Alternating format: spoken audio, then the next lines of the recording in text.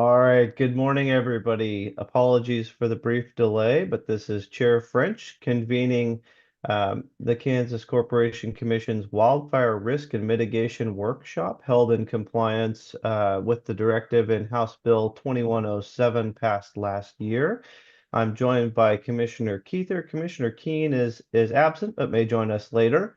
At this time, I am going to toss it over to the KCC's Director of Utilities, Justin Grady, and he will give us a little background on the workshop and how this is going to go today. So go ahead, Mr. Grady.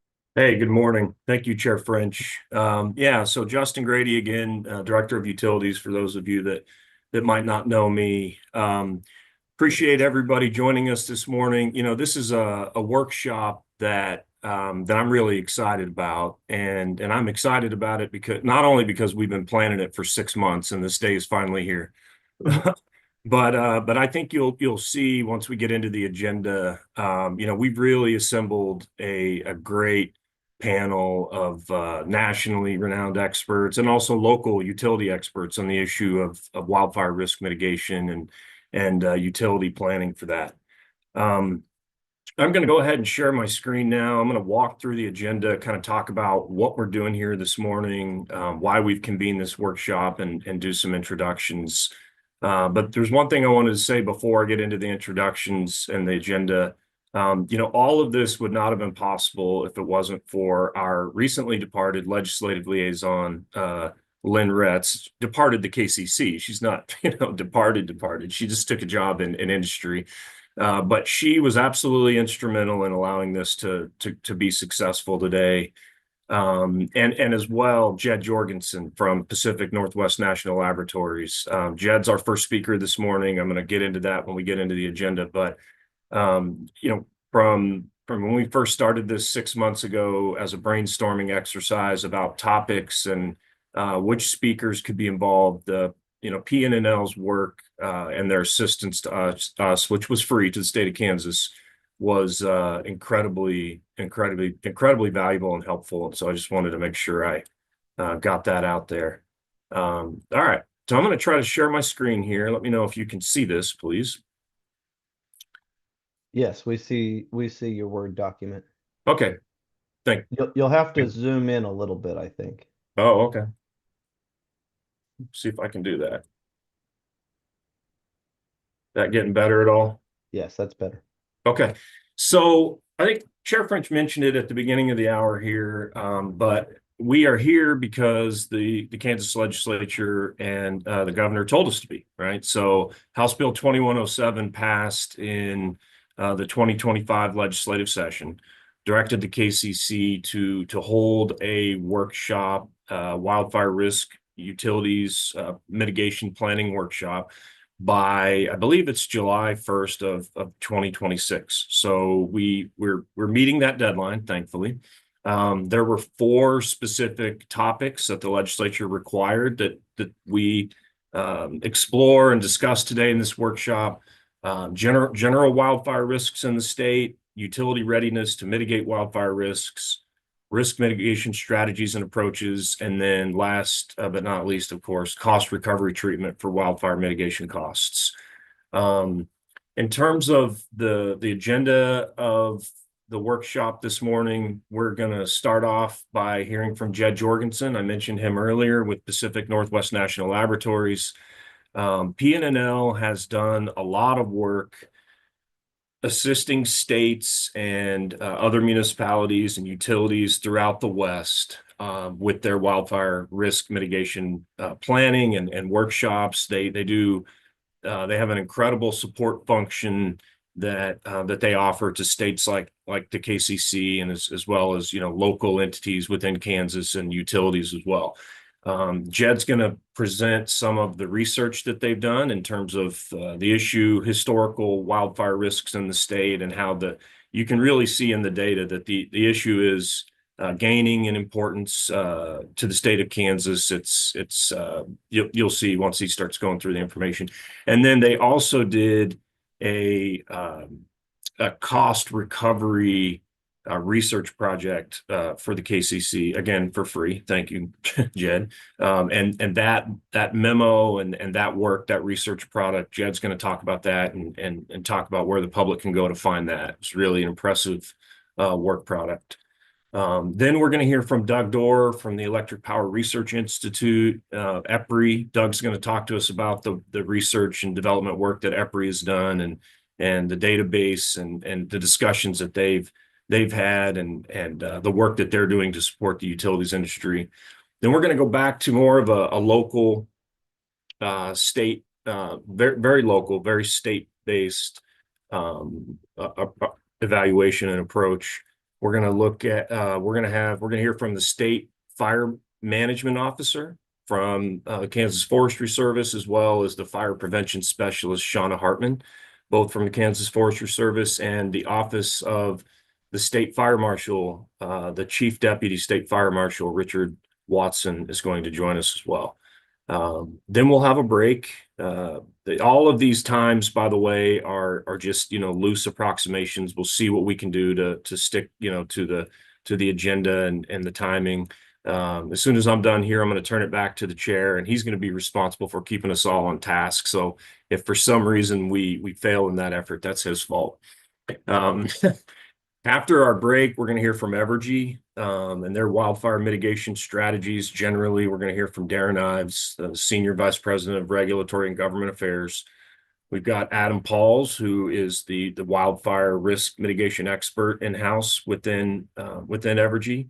He's the Senior Manager of Wildfire Mitigation, and Steve Vetch, who the commissioners know well, Vice President of Transmission Operations. We thought it was really, really important in this workshop to include the voices of consumer-owned utilities as well, right? I mean, you're going to see, we get into the data, wildfires don't understand the barriers that exist or the retail service territories that different utilities use, right? I mean, it's a lot of the slides and the information are going to highlight how critically important it is for coordination, utility to utility coordination. It can't be just strictly an investor-owned utility view because you have cooperatives and municipal utilities that have service territories that intertwine like this with Evergy's. And so fire can easily and rapidly move across those service territories. And so that's why we thought it was so critical to have the consumer-owned utility perspective this morning as well. So we're going to hear from Tyson McGreer, the Director of Member Services with Kansas Municipal Energy Agency. They're going to talk about some wildfire mitigation work that they're doing and the recent grant that they received through the State Energy Office of the KCC to do that work. We're going to hear from Lee Taffanelli, the Chief Executive Officer of Kansas Electric Cooperatives. And then we're going to round out the day hearing from a technology provider.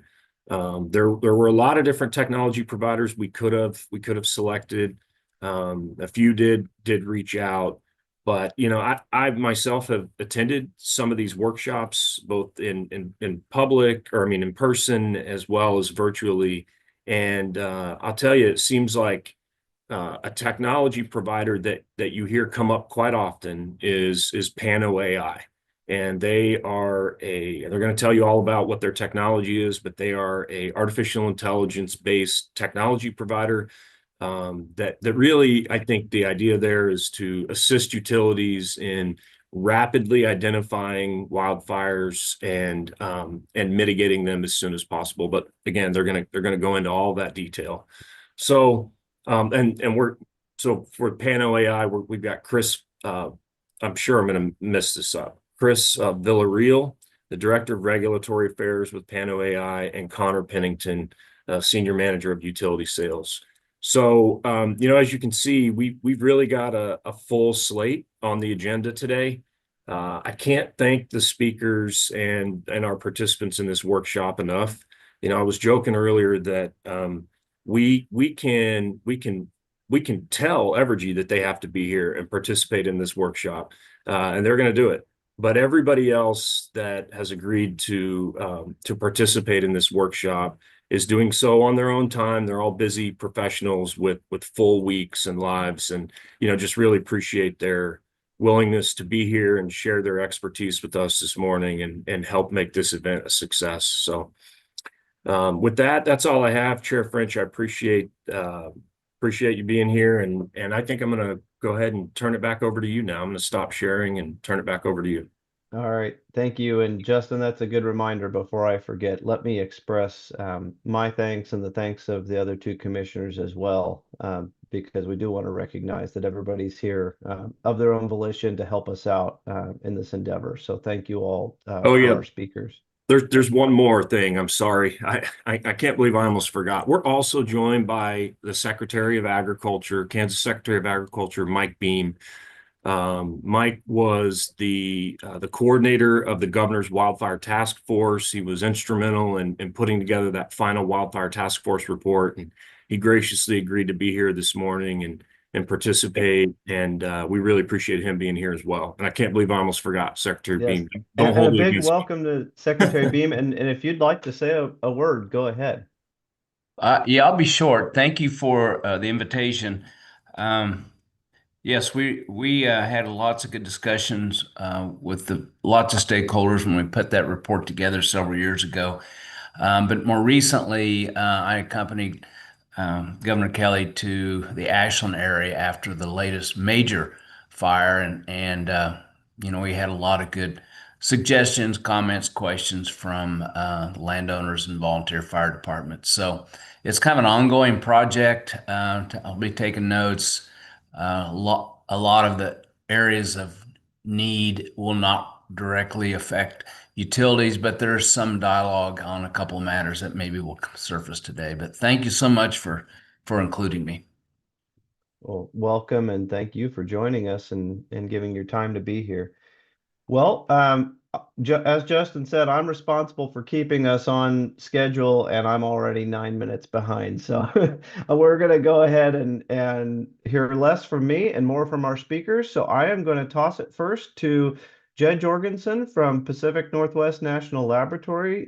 Jed, if you are on, there you are. You've popped up. I assume you've got some presentation to share, and I will just turn it to you. Good morning. Thank you, Chair French. Let me see if we can get the sharing to make sense here. It's up and it looks great. Perfect. Okay. Yeah, good morning, everyone. My name is Jed Jorgensen. Commissioners, I'm an advisor with the Pacific Northwest National Laboratory. Very much appreciated all the kind words that Justin shared. We've been, like Justin said, we've been providing some technical assistance to staff for the last little bit here. And that's paid for through the U.S. Department of Energy's Office of Electricity. So, thank your local DOE staff when you have a chance. We're going to talk through, like Justin said, some historic wildfire data and cost recovery mechanism insights that we took a look at. I wanted to kick things off quickly first with a little bit of a view into some wildfire data tools and resources that the lab has available, as well as then we'll go into that historic wildfire data analysis, and then we'll take a look at those cost recovery mechanisms. Hey Jed, one Yes. question as we're going here. If folks have questions, are you open to people raising their hands during the presentation, or would you like to have sort of a Q&A at the end? I'm really fine either way. I think it's great to take questions along the way. I would just say, as I'm sharing my screen, I may not see hands. Okay. So, Chair French, if you would mind flagging that for me, I would appreciate it. I will watch for hands, and just in the interest of time, if folks have questions, I would say try to hold them to the end. But if there is one that's burning or particularly relevant to a slide, we will call on people as we go along. So go ahead, Jed, and I will try to catch hands for you. Justin might be able to also help us catch hands. That sounds great. And yeah, I'll pause briefly between the historic wildfire data analysis and the cost recovery mechanisms, because that's a relatively natural stopping point That to sounds check great. in. All right, so starting with the kind of tool side of the world, I I think the main takeaway is that we have quite a few tools and capabilities available at the lab that the commission, utilities, and other agencies that are managing or mitigating wildfire may be able to take advantage of. So shown on screen is a best practices report that's relevant for utilities about reducing wildfire risk in the transmission and distribution systems. But we also have data about utility business models and how wildfire risk seems to be changing them. We've got the technical assistance that we've provided to the state that's also available to utilities. We have actual real-time data on wildfires that can be provided to agencies that are working to manage fire, as well as other ways to evaluate the electrical system for wildfire risks.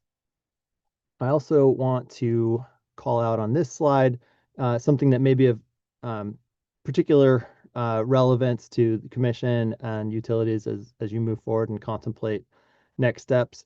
We have now in the last year created a wildfire mitigation plan database that brings together over 400 different wildfire mitigation plans from across the mostly from the West. What we see is wildfire tends to be marching from west to east. And so that's where most of these mitigation plans are showing up at this point.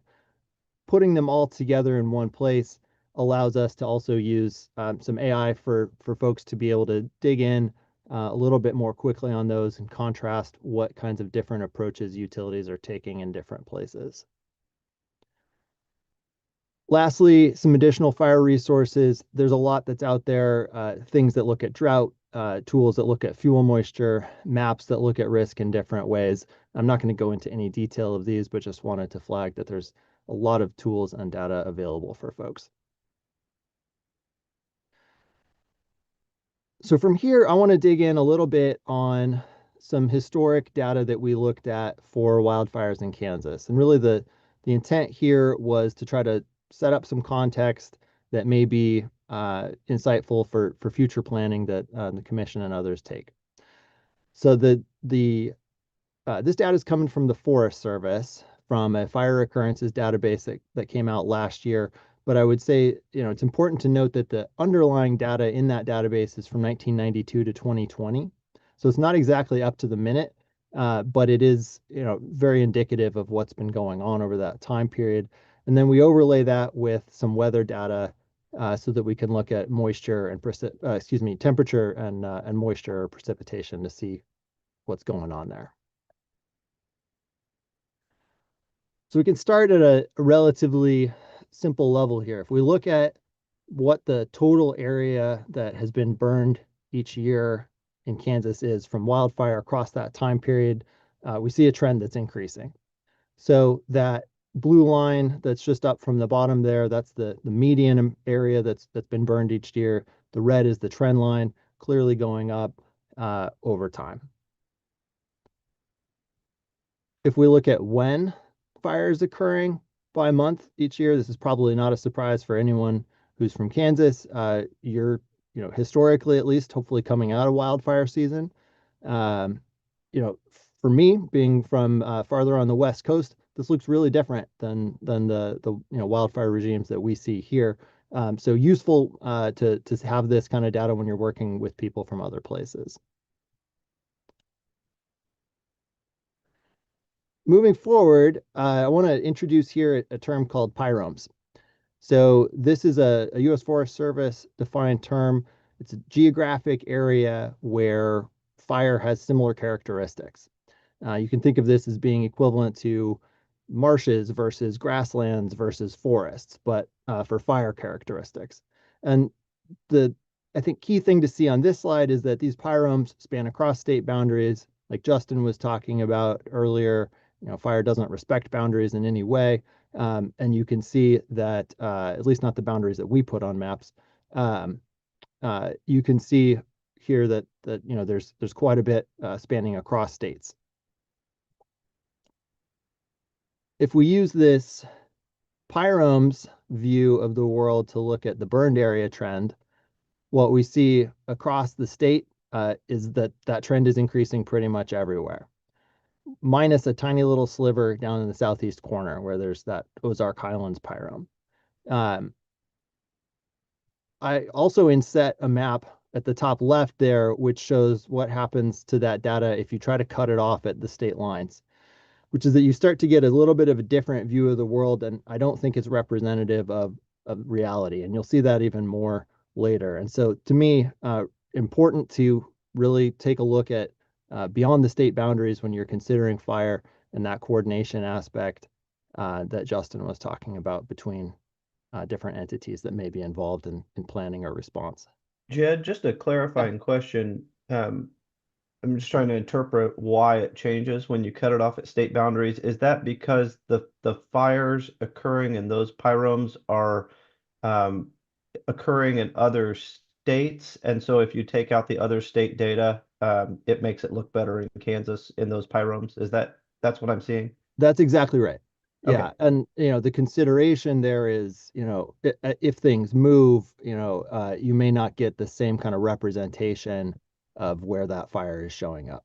And Okay. this will become even more clear in a minute. Very good. Thank you.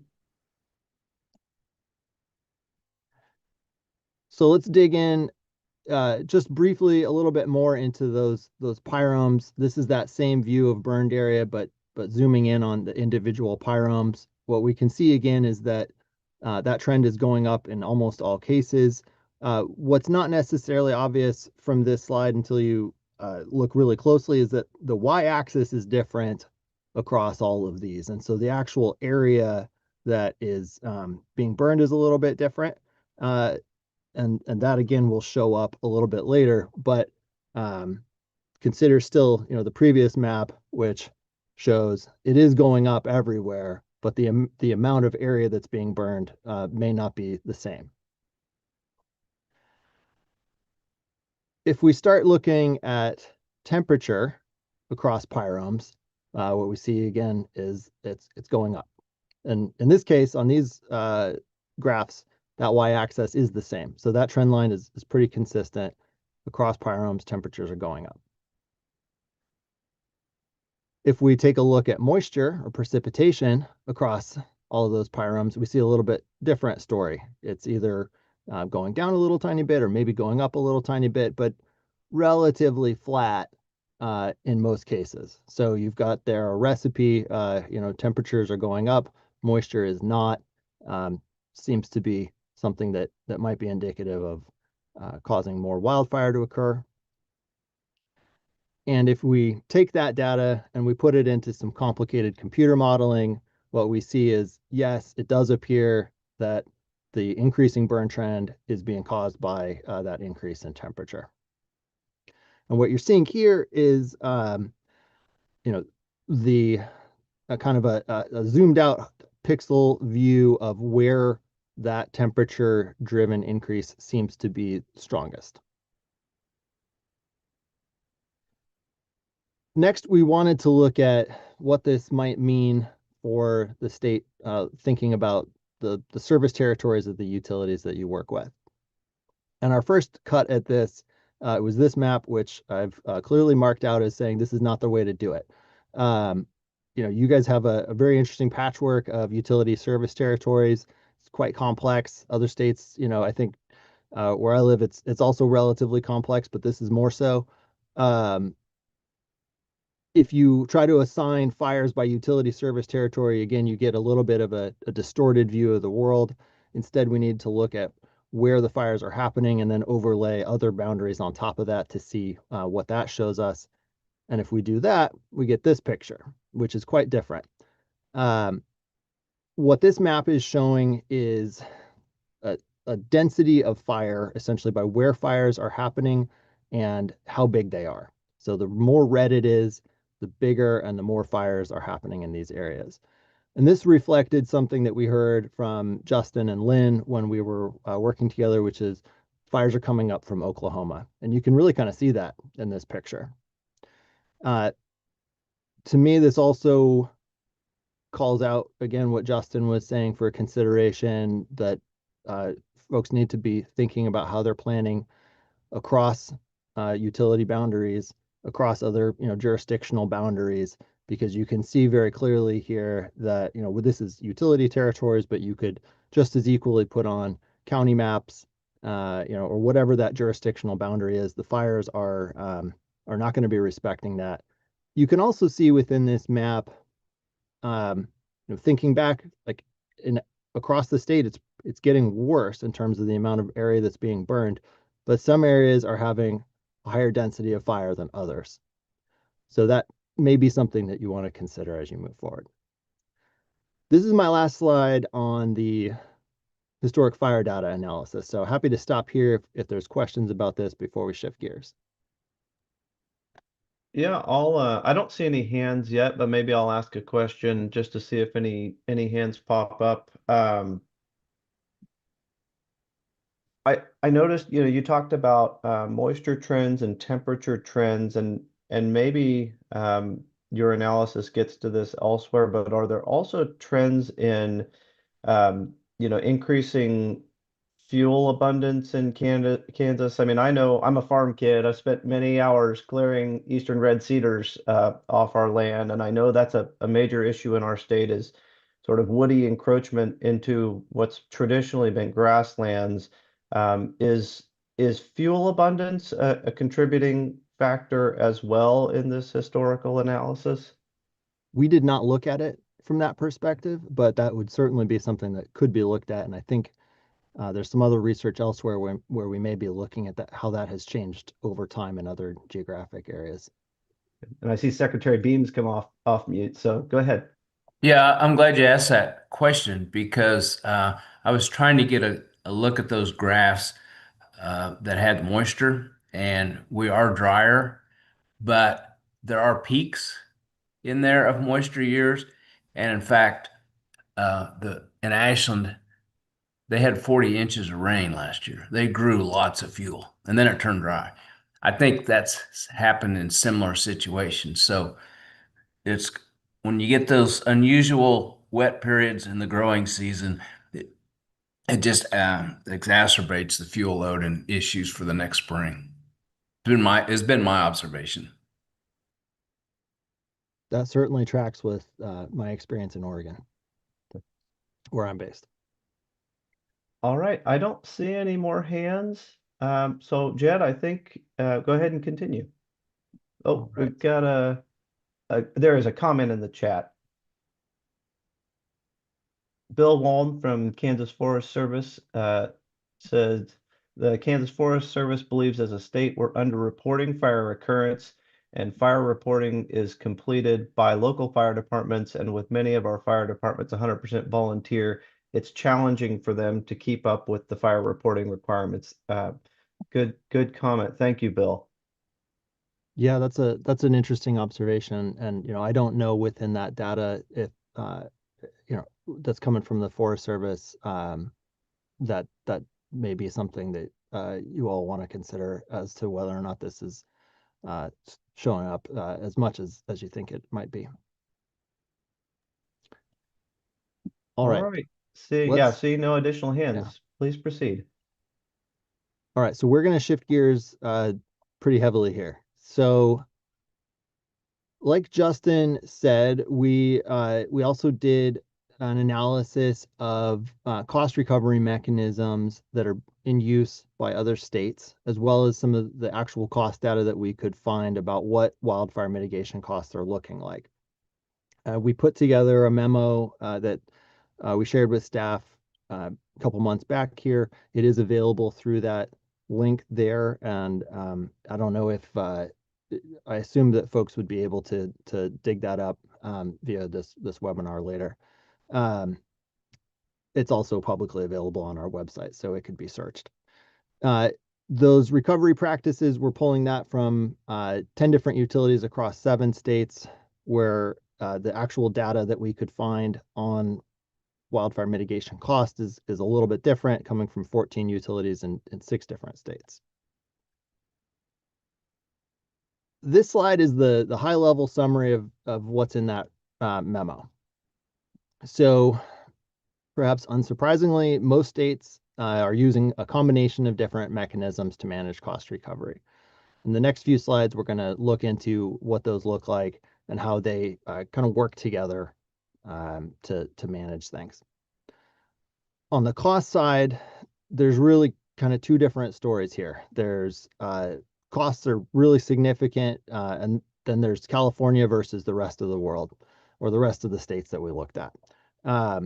California, those costs are exceeding $7 billion a year annually.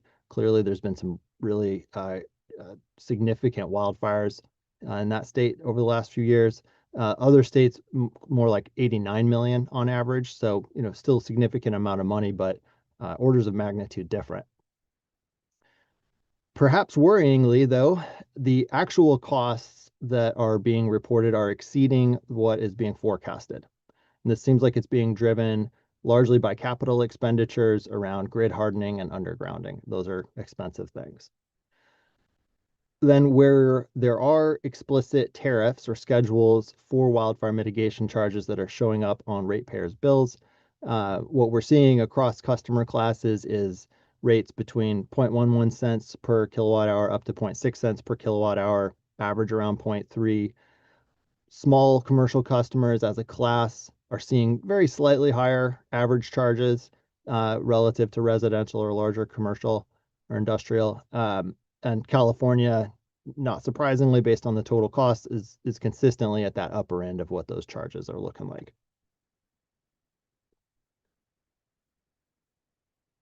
So next few slides, we're going to dig in on these mechanisms, then we're going to shift into a little bit closer view of costs. So like I noted, most states are using a combination of different mechanisms to recover costs.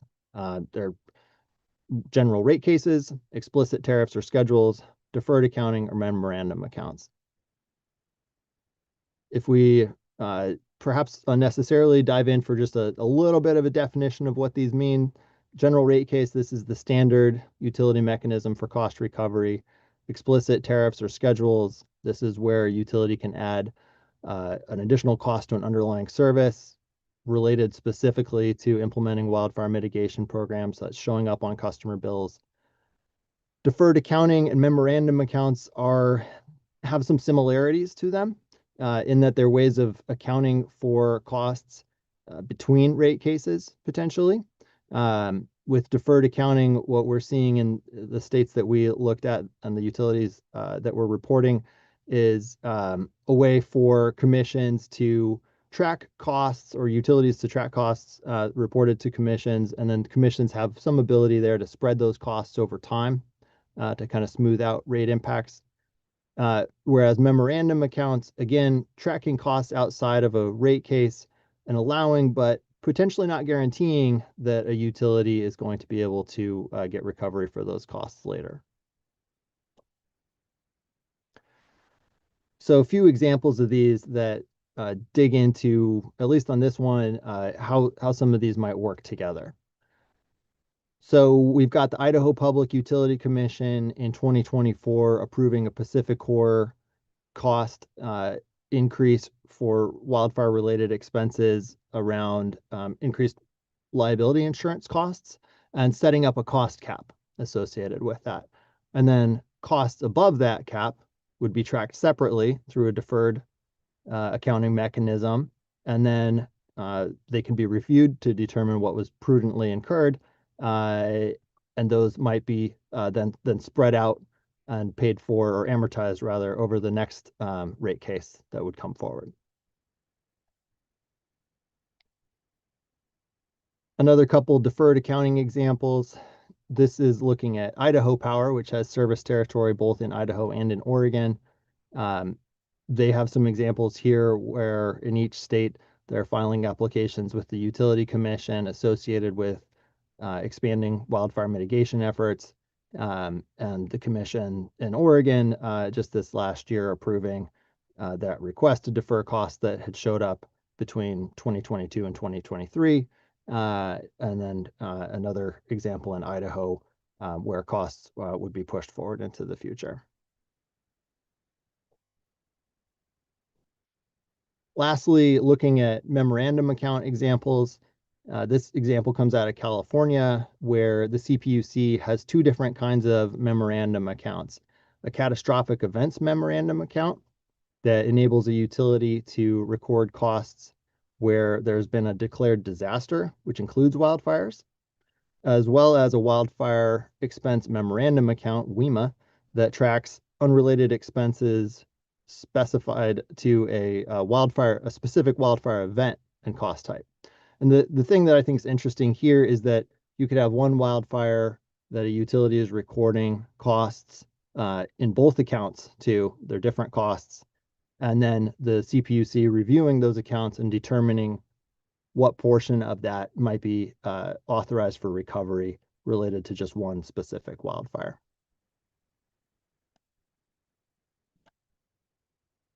Now, if we shift to looking at the actual dollars for a minute, again, we've got kind of two different places that we're looking at. There's California and there's everywhere else. So if we start with everywhere else, what we're seeing on this graph is 4 different utilities: Rocky Mountain Power in Utah in the brown, Avista in Washington in the black, Northwestern in Montana in yellow, and Portland General Electric in green. Clearly, Rocky Mountain Power's costs in Utah are increasing quite significantly on a percentage basis, like 76% annually. So that's a a worrying trend, I guess. The other utilities, you can see Avistas are in Washington are going up, but not quite as dramatically. And then you can see, well, Northwestern and PG are just starting to show up. So what's happening here is that folks are getting started and the data is showing up at different points in time. As wildfire mitigation expenses start to be tracked, they are tracked differently across states and across utilities and different levels of granularity. And so it's not easy to get a apples to apples across things because we've got different geographies, we've got different methods of tracking. But nonetheless, these costs are starting to show up and they are significant. If we switch to the California view of the world, what we can see here is, very, very significant costs. So exceeding $6 billion annually across the state for these 5 utilities. In the brown, you've got Pacific Gas and Electric. In the black, Southern California Edison. In the yellow, San Diego Gas and Electric. Green, Pacificor, and red, both of those barely showing up. Red, Bear Valley Electric Service. On a percentage basis, Pacificor in the green is actually increasing the most. But if we look at an absolute basis, Pacific Gas and Electric had over $1 billion increase. So really, really significant costs here. And then lastly, this is my final slide. If we look down at those explicit tariffs, we can see the range of costs across customer classes. This left-hand side is just the customer class view, which shows, again, a range of about 0.11 cents per kilowatt hour up to about just under 0.6 cents per kilowatt hour, with that average being about 0.3. So that's residential in the yellow, small commercial in the black, and large commercial being brown. I think those colors might have gotten mixed up on the right-hand graph. But the main takeaway on the right-hand side is that you can see the California, which breaks things out by utility. The California utilities significantly higher than utilities in other places, at least at this point in time. Yeah, Jed, I wanted to stop there because one of the questions I had was, you had mentioned that the the investments in California were so much higher, and I wasn't sure if that was just on an absolute basis or if it was a percentage of their capital spending plan or if it was a comparison to rate base. But it does look like this graph does give some indication, at least, that their charges are higher, not just in an absolute sense, but they do seem to be impacting customers, per customer more. So there is, even relative to their customers, I mean, even though they are much larger utilities, they are also spending more and impacting their customers more. So at least that was my takeaway from the chart. I think that is likely the case. I don't know that I could say that absolutely. There's a lot of data that has to get kind of scrubbed through in order to pick these things apart. And I don't know that we've done all of that at that level of detail yet to be able to say that conclusively.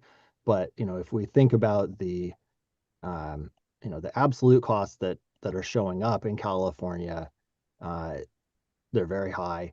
And if we look at those customer costs where there is an explicit tariff, those are also higher.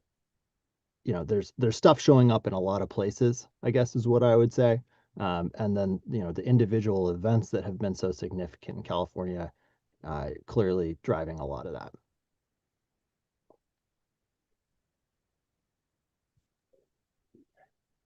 May I ask a question? Yeah, yes, go ahead, Secretary.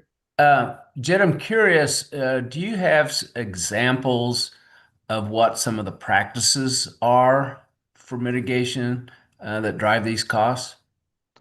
I think we're going to get into that with Okay. the next Okay. speaker. Disregard. Thank you.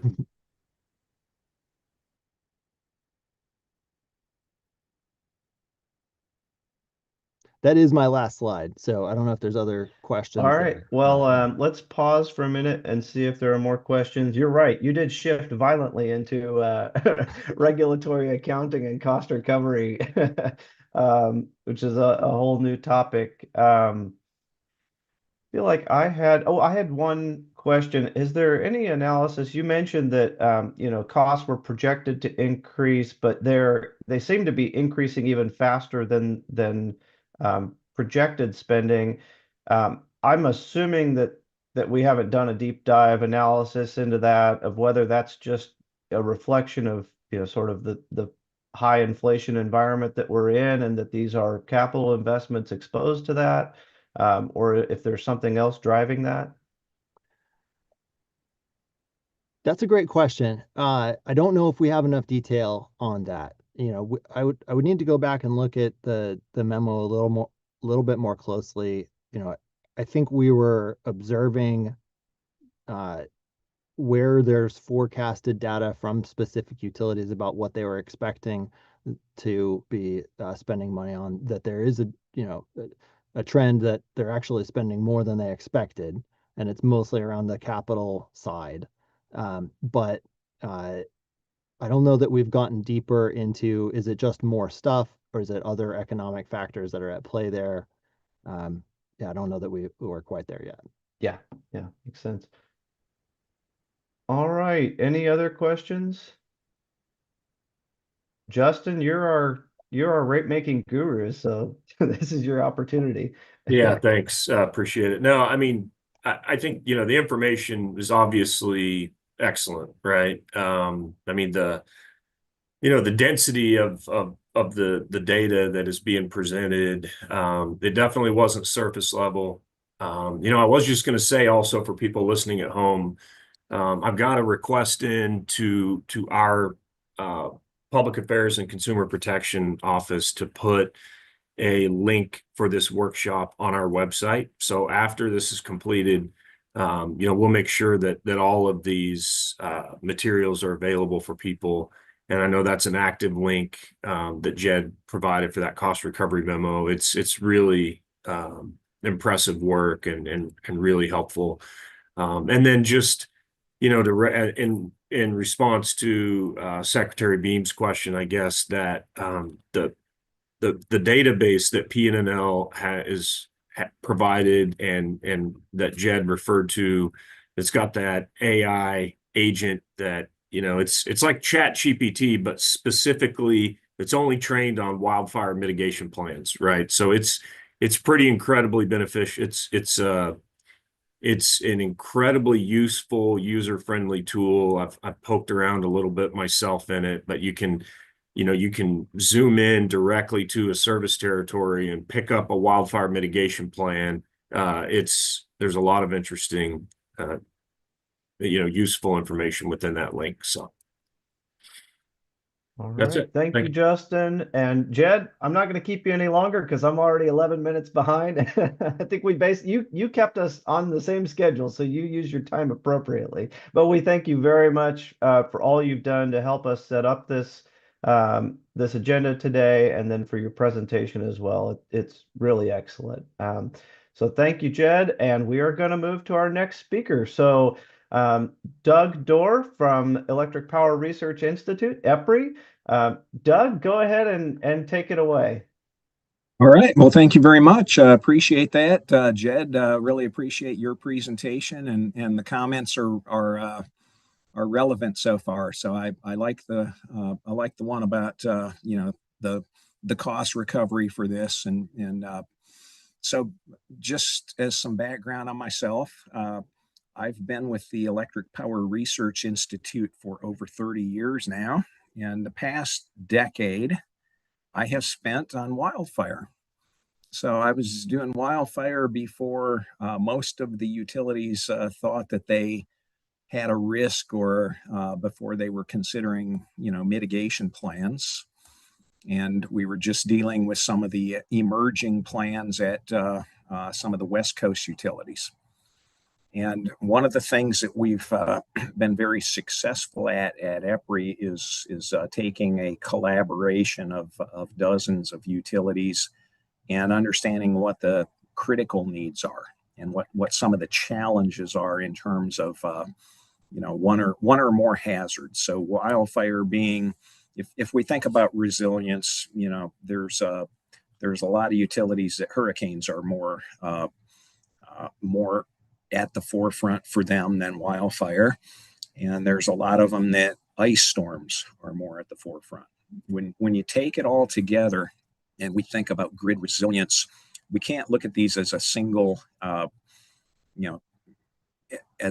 activity. We've got to think about ways that we can take that top 5 or 6 areas where we need to be more resilient and make sure that our investments cover all of them comprehensively. So obviously wildfire is one of the more important ones, especially in the West.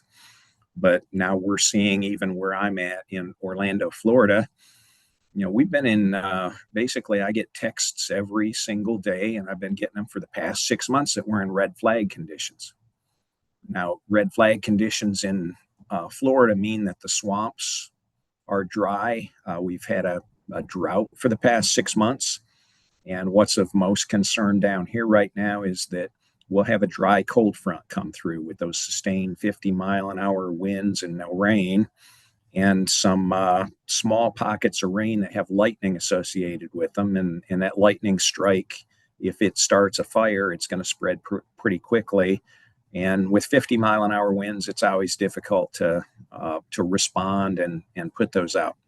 But everybody's got their own flavor of this and their own list of resilience concerns. So we can't just take what the West Coast did and mass produce it across the rest of the country and expect it to be economical. So probably the biggest takeaway, if I think about the wildfire mitigation plans that I've helped utilities vet and build, is that every fuel scape in every area of the country is unique, and you really have to understand that risk in a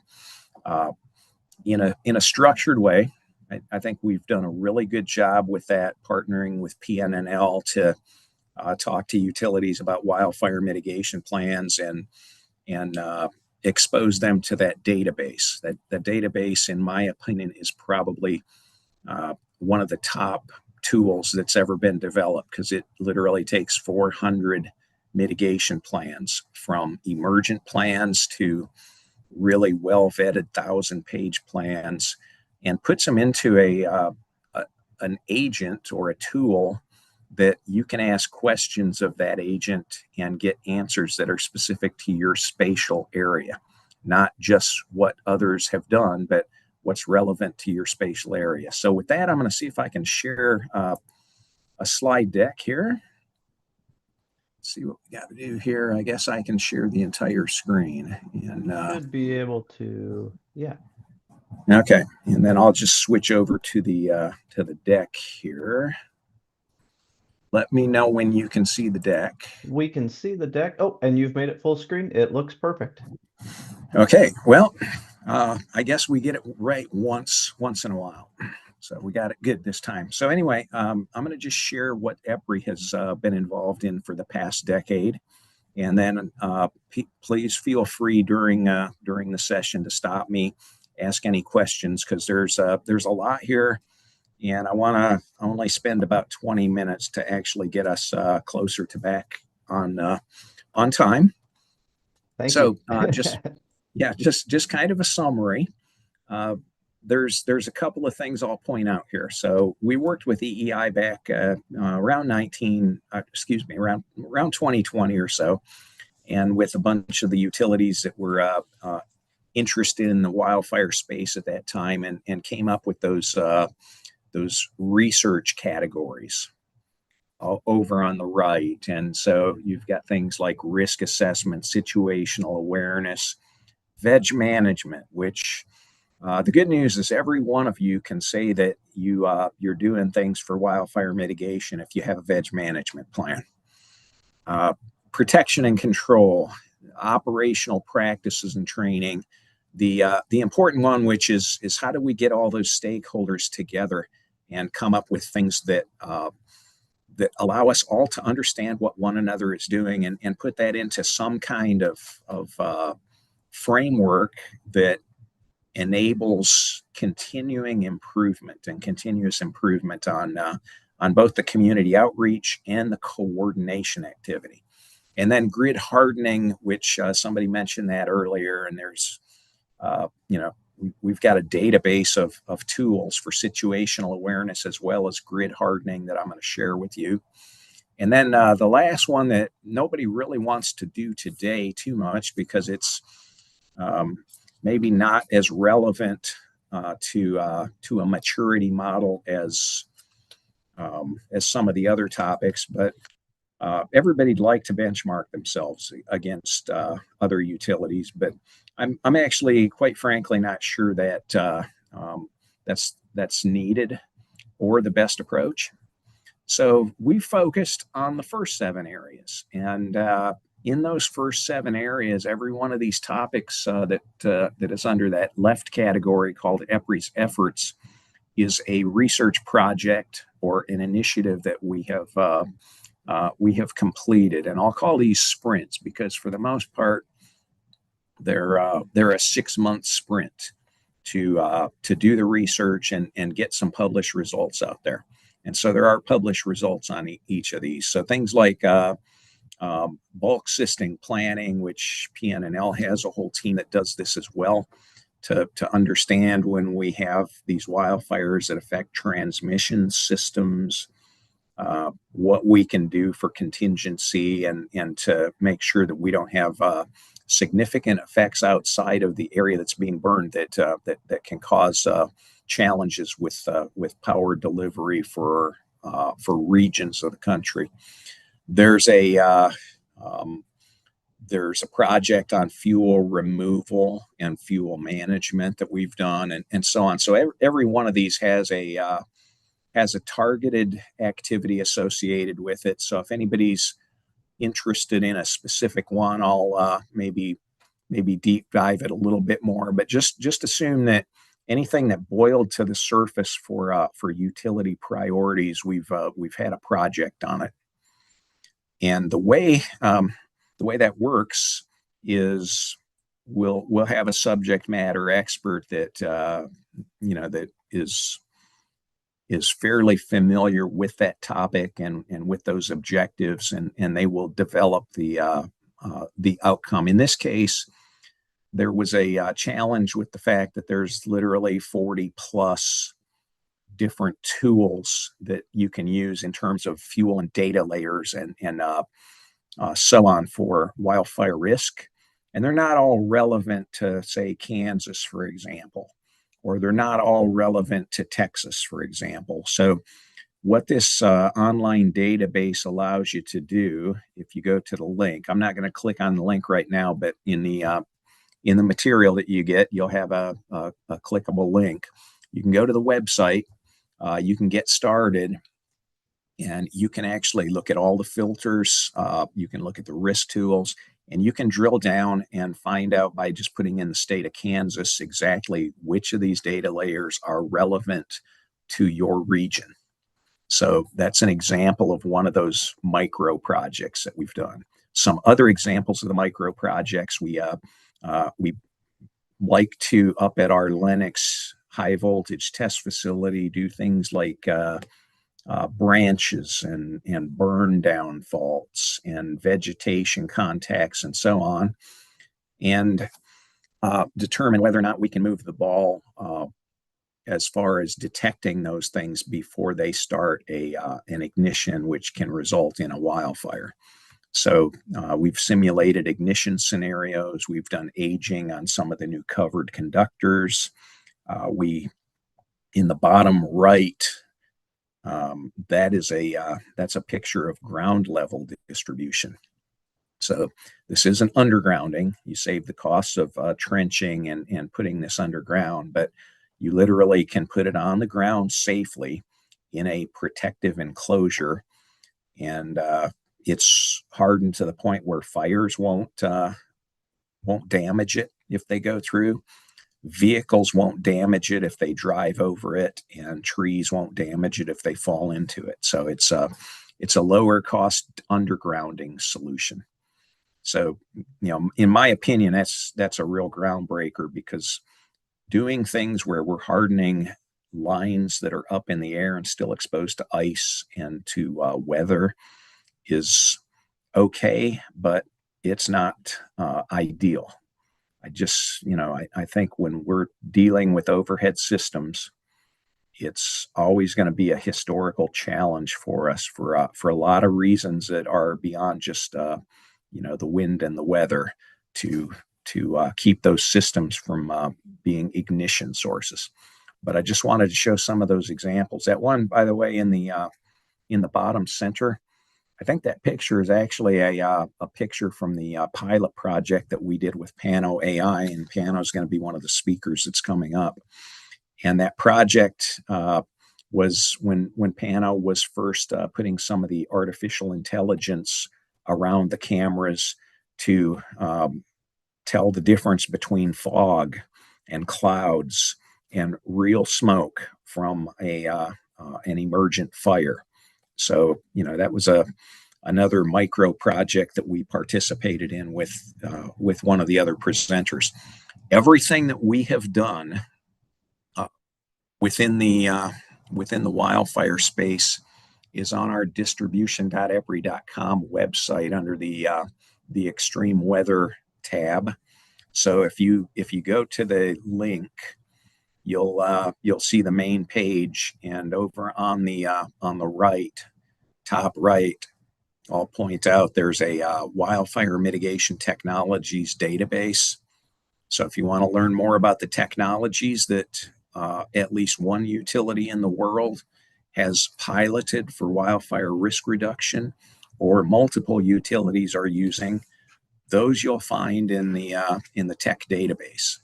It's actually a catalog. I shouldn't call it a database because it's not sortable right now, but it basically describes everything that we were able to identify that's relevant. So there's over 50 technologies described there. I think there's probably 6 different camera technologies out there. There are maybe a half a dozen monitoring technologies out there, and so on. So I'll talk more about that as we move forward, but I just wanted to point out that everything that I'm describing, you'll find a distilled version of that, or a more complete version with links on that distribution.epry.com website.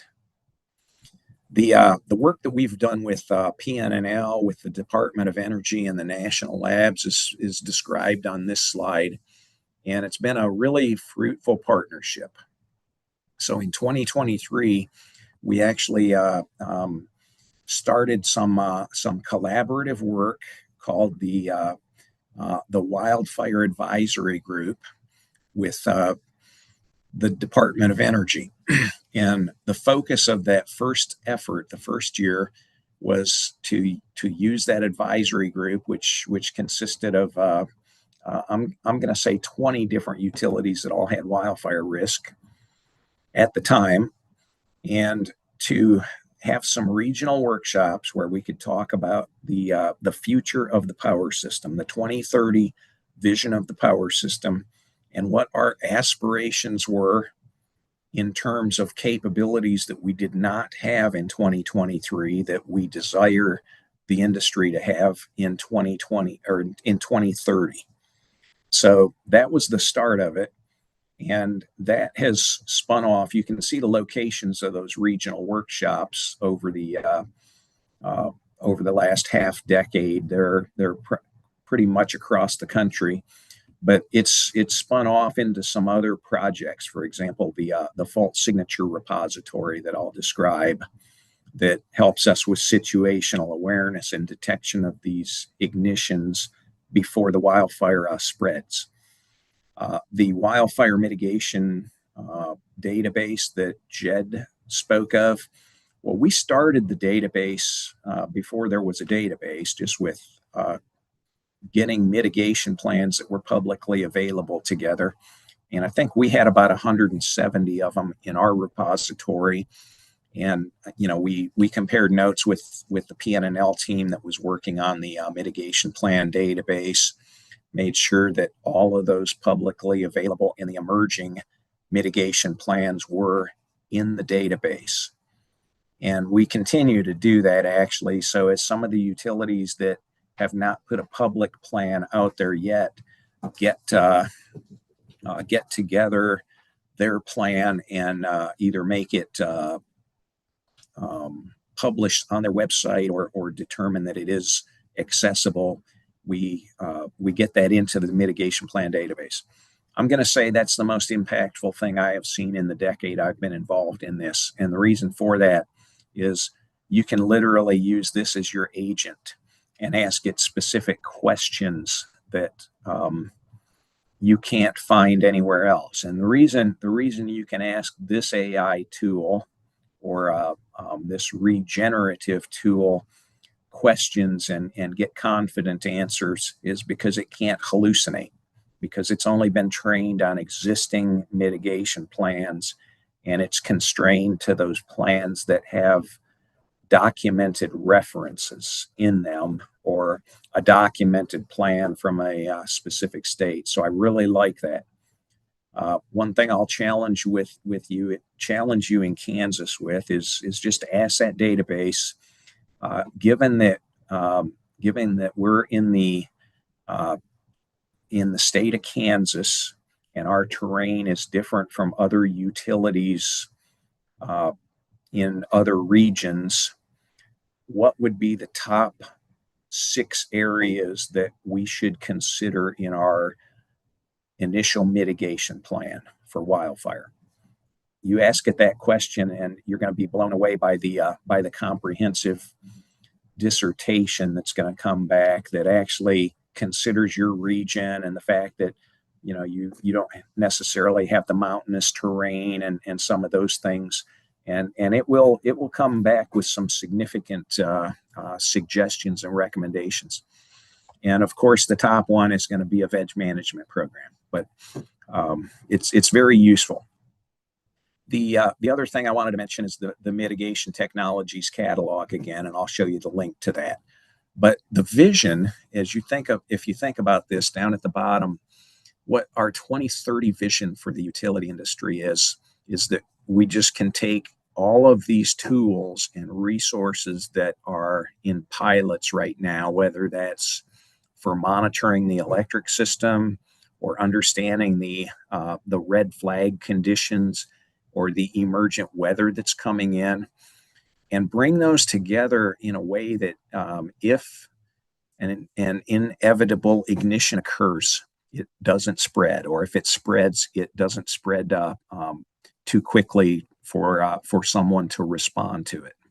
So that is the vision, and that's going to mean that we have the overhead aerial imagery, we have the near real-time weather forecasts, and we have the electromagnetic monitoring all in a combined package or combined resource where somebody who can act on the insights can actually see what's happening in near real time. The PNNL project with the standards and metrics, that's been a 2-year effort, and we're just completing it here this year. will be completed in the third quarter of this year with a final regional workshop. And this one's going to be webcasted, so you'll all be able to attend this. It's open to pretty much anybody with a vested interest in the wildfire topic. And I don't have a date yet, as we haven't scheduled it yet, but the culmination of all of these workshops is going to be to get together and talk about things that we can use to measure improvement over time and to standardize on the approaches that we use to reduce the risk of ignitions from the power system on wildfire. So let me know if you're interested in getting on that mail list. My email's at the bottom, or Angie Henniger, she coordinates all of the advisory activities for us. You could email her as well. So I just wanted to share that before I move on. And I think time-wise, I'll make sure that in the next 8 minutes we're done, so we kind of stay or get closer to on track. Hey, Doug, Might not on even that take last that long. slide, you had a somewhat, I think, a dramatic picture. What were we seeing in that picture, and maybe what are we seeing in these pictures? Is that an arcing event, or what are we seeing there? Yeah, good question. Okay, so and I'm glad you brought that up. So do you see the smoke in the far background? There's Yeah, sort of on the back left. yeah. So that line where the arcing is going on actually extends over to that pole where the smoke is. And we had a branch laying across the two conductors where the smoke is. And I think it's let me see if I got it. Yeah, okay. So the one on this page, that branch, that's the location right there, where you can see the spark. So that happened first. Okay. And the branch burned for about 10 minutes, and eventually it actually faulted and it opened the protective device, and the branch didn't fall off, so the protective device closed back in, and then we had this happen. So the interesting thing is this is called a magnetically induced fault. What happens is those wires, one of them, the current's flowing one way, one of the current's flowing the other way. And when you get 2000 amps of fault current, the magnetics force them apart. So they swung apart, and then they kind of swing like a pendulum back towards each other. And then we have a second fault. And if they're closer together, they swing apart further. And when they come back together and they touch, or they, get within a few inches of one another, they create these fireballs. So this is something that we study and we model, and we help utilities actually identify where this can happen, and more importantly, what they can do about it, so that these fireballs don't throw molten arcs and sparks onto the ground. But these are tests we do up at our lab in Massachusetts. Okay, so this is a picture. I was going to ask how we captured a photo of it. So this is a picture of a test incident. Yeah, and you can see over on the left there on that roadway, we've got a group of utilities that are standing there watching this, and we've got video, high-res video. I'll share. I'm going to jump to another slide real quick just to kind of give you the I know I'm slowing you down, but that's super interesting. Yeah, and so we get to do this about 8 times in a day. Can't do it more often than that because we'd heat up the transformer and fail it, and these wires, you got to change them out. But there's a lot of questions around, okay, do those molten particles have enough molten material when they drop 30 feet to still start the grass on fire? Yeah. And we're going to answer those questions with this work. This one here, that one on the top, if you have those rubber coverings and you have exposed areas, you can burn the wires down, and when they end up on the ground and the protective device closes back in, they can light up the ground like that one on the bottom picture. We actually measure these while they're going on with some high resolution recorders. And the neat thing about this is it all is geared towards going into a library that the industry can use to create new algorithms and new tools to detect that this happened or that it's going on and to act upon it. In the past, a lot of times this would happen and nobody even knew about it.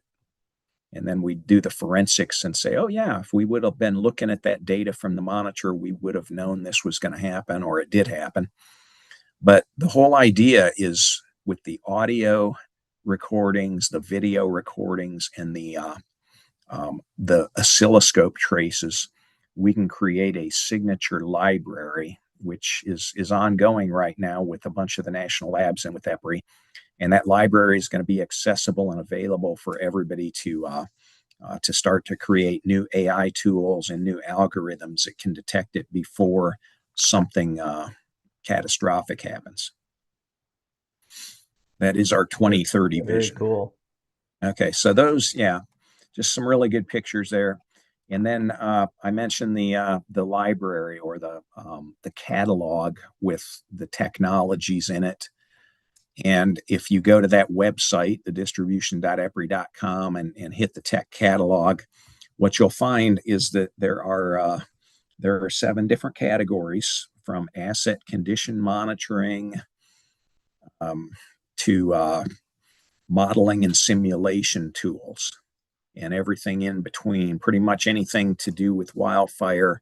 If there's a technology that someone is promoting as a wildfire mitigation opportunity or a awareness opportunity, we have vetted it, and if it was legitimate and there's a utility that's demoing it, it's in this catalog. And it's pretty comprehensive. It's pretty much everything that we could identify as of 2023. Needs an update because it's 2026, and I think there's about 8 technologies on our list that are not here yet because we committed to just updating it once every 3 years.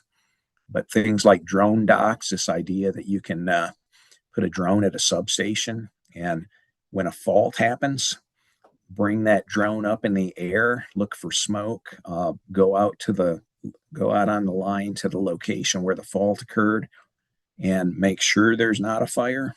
That's an impactful technology, because the drone dock, that would be one use case. It could do LiDAR inspections. It could do just asset inspections and many other things. So these multi-use technologies, if they have a wildfire application, we've got it listed in the database.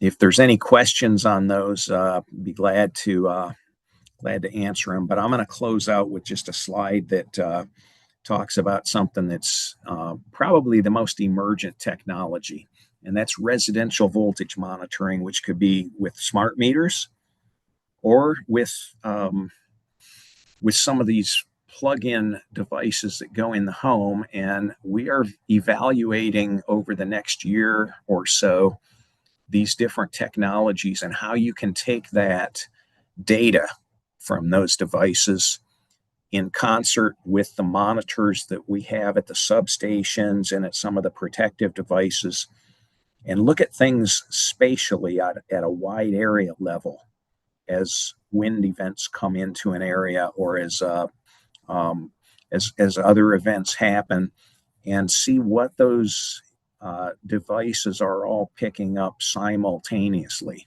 in near real time, and how that can help us with some of these wildfire detection awareness objectives that we have for the industry. So we're evaluating one of them. It's at Whisker Labs product that they have about 1.2 million residential single phase monitors out there, and a website or a portal that takes all that data and aggregates it. It's a private portal, though. It's not accessible to utilities other than if there's some kind of subscription mechanism. But the point is, we're not looking at what the we'll say the operational capability is today. We're looking at the potential. Okay, so can we do that as a utility industry with the smart meters and some of the data from the smart meters? And if we can, what can we do, and if not, what other technologies do we need to add to the suite of technologies that we're using. So with that, I'm going to go ahead and stop sharing here, and I think we're about right where I wanted to end at 20 minutes after the hour. Yep, So you hit your time mark. all right.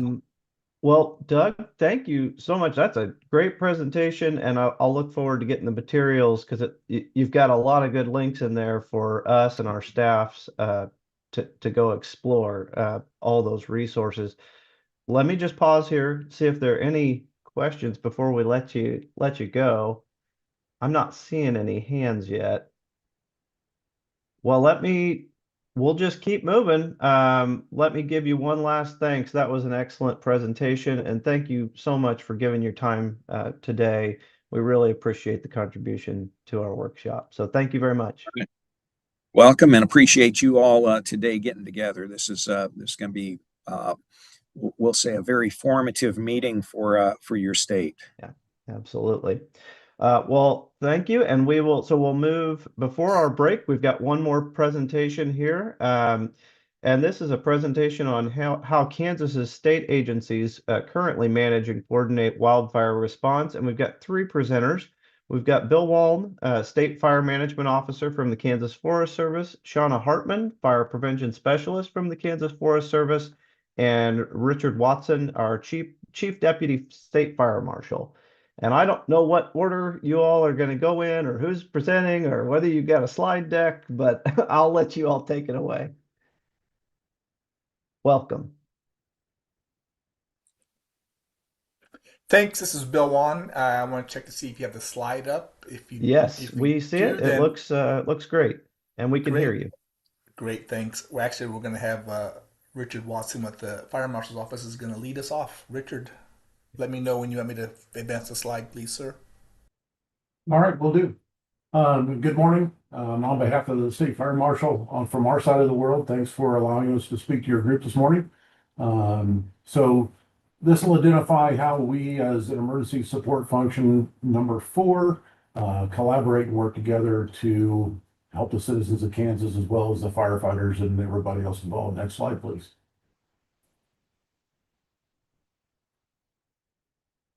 So you see my information up there. Again, I'm Rich Watson, Chief Deputy State Fire Marshal.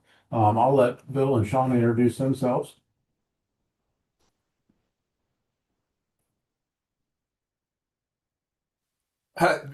Good morning again. Bill Wan, I'm the State Fire Management Officer. Good morning. I'm Shauna Hartman. I'm the Fire Prevention Specialist with Kansas Forest Service. Good morning to all of you. Welcome. Awesome. Thank you. So as you see up there on the first slide, so one of the things I'll throw out there, I have a tendency to get a little too deep and too technical. So I'm making every I'm going to try not to do that. Try not to get into the weeds, pun intended, for today's presentation. So emergency support functions, there are 15 different emergency support functions that are in the catalog. Our office, from the State Fire Marshal's perspective, we handle 3 of them. One being ESF4 that we work collaboratively with Kansas State Forest Service. 9, which is search and rescue, which you'll see how that plays in here a little bit later in the slides. And then 10 is also hazardous materials. So again, today we're focusing on ESF4, and we work hand in hand with other multiple agencies, particularly the ones shown here on the screen, to make what we need to do happen. There's no way we can make this happen all by ourselves, not even between the 2 of our agencies. So one of our biggest support agencies is KDM, Division of Emergency Management. We work a lot with them just to do what we got to do. So next slide, please.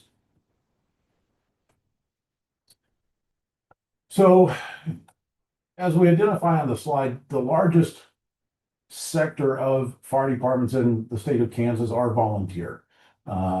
These agencies may be a 1 station, 1 truck department. That station or that department may also have multiple stations, multiple apparatus and personnel. When we see the larger number, as well as the sizes of complexity of incidents, The size of that agency drills down and really makes, has a lot to do with how they're able to handle that incident and whether or not the state's going to become involved based on what is going on. Our largest time frame, or our most active time frame, is the mid-February to the mid-April time frame when weather conditions are prime. Kansas is such an animal, and I'll use last week as an example. We were working to coordinate wildfire resources on the western half of the state, and we were also deploying water rescue and boat teams to the eastern part of the state at the same time to handle the different emergencies and disasters, potential disasters that were setting up to occur. So never a dull moment, and we try to do what we can to help others. Next slide, please. So from a firefighting perspective, and even though we're not the one fighting the fires, we kind of try to keep this in mind. The focus is always on protecting life, property, and the environment in that order. And so it's not uncommon for us to see multiple fires occurring in different local jurisdictions. So when I talk about different local jurisdictions, at the same time, I'm referring to the local fire chiefs, the local emergency managers, whoever's on the ground battling the fires. Everybody it has a part of that picture. Most of our agencies do already have existing mutual aid agreements from their neighboring jurisdictions. Those typically pre-identify what the partner agencies can provide, whether it's this type of apparatus or this type of apparatus, whether it's a tender or a brush truck or just personnel, different support. And again, going back to the size of the department, it has a distinct impact on the level of resources that they can provide any given day, any given time. Again, they're volunteers. So when we start reaching out to other resources, that makes an impact on what we can gather up and send to the fight as well. So the KMAS program, Kansas Mutual Aid System, everybody's in it unless they want to opt out of it. So beyond their pre-identified signatory mutual memorandums of understanding with their immediate neighbors, they still have resources available to them before it gets to our level. Once they've exhausted all of those locally available mutual aid resources, then it comes to us on a request. Go ahead. Next slide, please. This is something that we try to reinforce and remind everybody. Our job when we come in to assist is to do just that. We're not here to take over your incident. We're not here to, totally circumvent the process. We are here to provide the needed support, the requested support to the best of our ability. So once a declaration's been made at the county level, it's supposed to go up through the county emergency manager's office and then onto the state. And I'm not trying to insult anybody's intelligence. Some folks don't know how that works. So when we start getting requests, we have to make sure that it's coming in the right way. All the I's are dotted and the T's are crossed and everything else. So we do have the capability for different incidents, depending on the dollar level, to go after federal reimbursement. Again, a very tedious paperwork intensive process, understandably, but that is something that we can reach out and potentially go for, depending again on a lot of different circumstances. Next slide, please. So how do we contribute to the cause? So here I'm starting to look more at just the fire marshal's office. Everything up into the point of the incident is very collaborative, and even still, once we get on the ground, there's still a lot of collaboration that goes on. Local departments work with their EMs, but I'll also tell you that there's a lot going on behind the scenes before we even get the request. We have been having, so when the weather ticks up and starts showing potentials, whether it's fire weather watches, red flag warnings, and things like that, a lot of these partners that identified early on in the slide deck, we're meeting on the backside, sometimes on a daily, multiple times a day. How's it going? What's in place? What are the weather changes? That's one of the things we always like to say here in Kansas, right? Don't like the weather, wait 5 minutes. So we try to stay as constant and consistent on that, stay up to date with what's going on. We keep an active list on the background going, okay, who's available? How long is it going to take to spin them up? What's the response time? So that we can give that information to Kansas Forest Service and our other partners and start making things go where they need to go.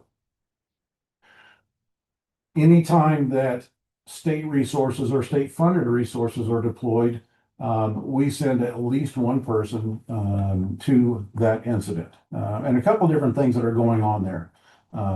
Like it says on the slide, we become kind of the eyes of the incident to the emergency manager, to the state EOC, to the Emergency Operations Center. Understandably, the locals are doing the very best that they can. Sometimes they don't have all the information, and no discredit to them, or they get overwhelmed in the incident. So when we get there, we can kind of be looking around and see, funnel that information back to the state operations center. Here's what's going on. Here's what we're seeing. One of the things that we can also do is sometimes we can climb in the back pocket of that emergency manager, that fire chief. We're that third set of lens, that different optics. We see things from a different angle, and we can be that, hey, have you considered? What are the possibilities here? Just try to be that good idea partner, knowing what we have in our back pocket that we can offer up as a potential. Next slide, please. So fire investigations, a lot of folks don't know this necessarily, but state statute requires that all fires and or explosions be investigated as to cause. There are some fire investigators located throughout the state. There are a lot of areas that don't have that particular resource. By statute, it is up to the fire chief of that jurisdiction, and in their absence, the sheriff, to determine the cause of whatever that fire was or that explosion. If they don't have that particular resource, that is something that we have. We have personnel across the state, trained up, fully certified, even including wildland, to determine the cause of that fire to the best of our ability. Make sure I have my notes here. So again, it's not a discredit to the local agencies. Investigating fires is its own science, and it takes time. It takes a lot of education to get there. So again, we're an available resource to help them get where they need to be in the end. Next slide, please. So when we do fire investigations, we're really trying to figure out the what, the how, and the who whenever possible. What caused the incident? How did it happen? And we do that for a lot of different reasons. One is potential cost recovery. Whenever we activate state resources, the dollar signs start ticking. And it's not about the dollar, but at the same time, there's only so many dollars to go around. So if we can do some sort of a recovery arm or element to that, we're going to try to help contribute to that effort. Another one we look at is the prevention of those incidents in the first place, or what we call community risk reduction. So education, engineering, and enforcement. There's actually 5 E's. I won't go down the whole line on it for you. But from an education standpoint, so Mr. Dorr talked about vegetation control. That's something that, and I'm not trying to steal Shauna's thunder from Forest Service, but are you creating a defensible space? Are we taking care of the vegetation like it should be? And for engineering, there's a lot of things out there. New technology is always coming around. How can we better take care of our communities? And so when we talk about community risk reduction, it's not just for the community, but it's also taking care of our partner fire departments. If that incident doesn't occur, then they don't have to respond. Okay, so it cuts down on their time. It cuts down on the risks when they're traveling emergent.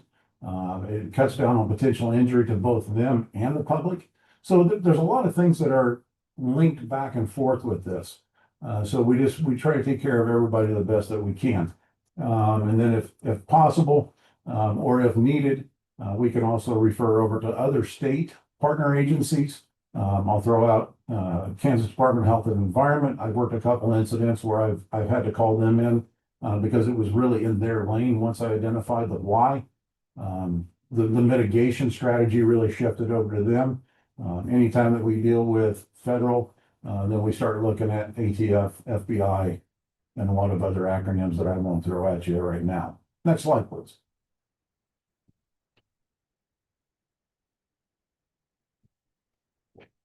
So incident reporting, and so Bill mentioned it, some of the things that, there was the potential for things being underreported. What I can tell you is nationally, we're working on this. So recently, as far as, just this January 1, we switched from an incident reporting system called INFRS, the National Fire Incident Reporting System, to what we now use nationally, the Emergency Response Information System. One factor there was a lot of your fire departments today do more than just fight fire. Okay, they respond to hazardous materials incidents, they respond to search and rescue, emergency medical, auto accidents. So it's not just a fire department that we historically think of, find the red stuff, put the wet stuff on it, and we go home. So they are being tasked very heavily. And it's capturing that information and capturing that data. Where are these incidents occurring? What's causing these incidents to occur or reoccur? So we go back to the community risk reduction model that I spoke of on the slide previous. If we can keep these incidents from occurring, we're better off in the long run. Can we provide better strategies to our partner agencies across the state from our office at the State Fire Marshal's office? So again, it's another requirement through the rules and regs process 22-5 that all departments are supposed to report their incidents through that system. The old system was very antiquated and very archaic. It took three volume manual to input a simple incident, and it was frustrating. And we also understand, again, we go back to the volunteers. They come in, they handle the emergency, and they want to get back to life as it is. And so a lot of times that paperwork, there's always the paperwork, was not being accomplished because they have to get back to farming or tending the family or to soccer practice or whatever it is. So the nearest system, a much simpler process. You can do it from a tablet, you can do it from a smartphone. It's drop-down windows versus putting in particular codes that didn't necessarily capture the true nature of the emergency, or it didn't capture everything that was going on during that emergency. So last track we had, and I don't want to speak out of school, but I think we were at about 65% statewide agencies were reporting into that system. We have one of our folks here in the office that handles this particular lane. She's very diligent. Has a great relationship with a lot of our agencies out there. So they're working to get everything aligned where it needs to be. I know one of the issues that they were running into was simple mapping. The way that it's set up is you look at a map and it says, this is the fire district here, this is the responsible party. And that map was not necessarily correct at the upper levels. So working with the locals through our office to try to make it the best system that we can. So pending any questions on my part, I will turn it over to Shauna to go on. Maybe, Rich, could I ask you one question? And maybe it's better for you and the Forest Service, but just a thought I'm having, as you described your role in sort of the investigation phase of incidents and helping respond to incidents, but you also mentioned at the end, helping work with your partner agencies across the state to implement strategies. Yeah, I'm having this. Sorry, this is going to be kind of a long-winded thought question. I think what we're grappling with as a utility regulator is our utilities may be asked, or they may ask us to allow them to implement new technologies or investments to prevent wildfire. And I'm just wondering, sometimes that's convenient to implement investments through utilities because they've got ratepayers that can help pick up the costs. You don't have to increase taxes on any local basis. But I'm wondering if, are some new technologies or some of these new strategies, are they more appropriately implemented, not just by a utility, but more at like a local government level or a state government level? Are there certain investments that state agencies, yours or others, would be pursuing or recommending that local governments pursue rather than just relying on utility partners or other sort of private industry to participate in them? So, hey, that's a great question. And I will tell you a lot of that falls back to the data. Being able to identify where these incidents were occurring and what the causative factors were. And unfortunately, because we did not have access to the best data. Go back to the thing that we were taught as, when we started working with computer, GIGO, garbage in, garbage out. If you don't put the right information on the front side, you're not going to get the right information on the back side. So working with our partners across the state, our local jurisdictions, getting them to understand how imperative and important it is for them to put that information in so that we have that data available. But it's going to take, again, we can look at a snapshot of that data, 65% of the state that's reporting now. For about 4 months, you're only going to get a snippet of the information versus once we get a year, 2, 3, 5 on out. And again, we try to capture those trends as they're occurring before they get to be bigger animals. But at the same time, if we don't have the data to support what we're looking at, we have nothing. So I would say, yes to all the factors. We can collaborate with the locals, with other state agencies, with the privates, with the industries, to lessen that chance or lessen that potential to the best of our ability. If they have that information, we would love to partner with them, figure out, okay, how can we help you help us? And yes, make it happen. Does that answer your question, sir? I think it does. I mean, I think the answer is that the state fire marshal is not the one going to go out and implement these technologies, but as you get the data, you stand ready to work with local agencies on what either investments or strategies might be best suited to their area. If that's how I understood it correctly. Absolutely. Yeah. Thank you very much. Okay, sorry for the pause. I'll stop standing in the way of the Forest Service. Go ahead. I think it's Bill and Shauna. Yep. Thanks, Richard, and thanks everybody. And I just would add on to under Richard's response for your question, if I may. So if we look at the data, Jed started off with an excellent setup for today's presentation. It was very, very good, and it really mirrors what I've been seeing in other presentations as well. So Kansas typically is in the top 5 to 7 states as far as the fires that occur annually. You have states like California, Texas, and Florida. Those are the top 3 consistently, if we would look back over the last 20 years. But Kansas is up there. Unfortunately, what Kansas invests in for fire suppression, we're in the bottom 2 or 3 states as far as what we get for funding. And so,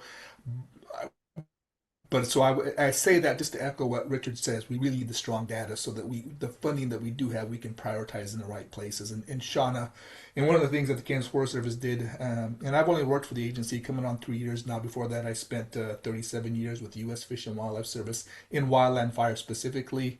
So I have an opportunity to see what's going on not only in Kansas but other states as well. And so we are looking outside the boundaries of Kansas to see what other states are doing. They're a little bit ahead of us in this process, and so we're trying to use that as our benefit. Shauna sits on a couple of committees nationally where she is engaged in these sort of questions to see what we can bring to Kansas and help us catch up a little bit in our great state here. So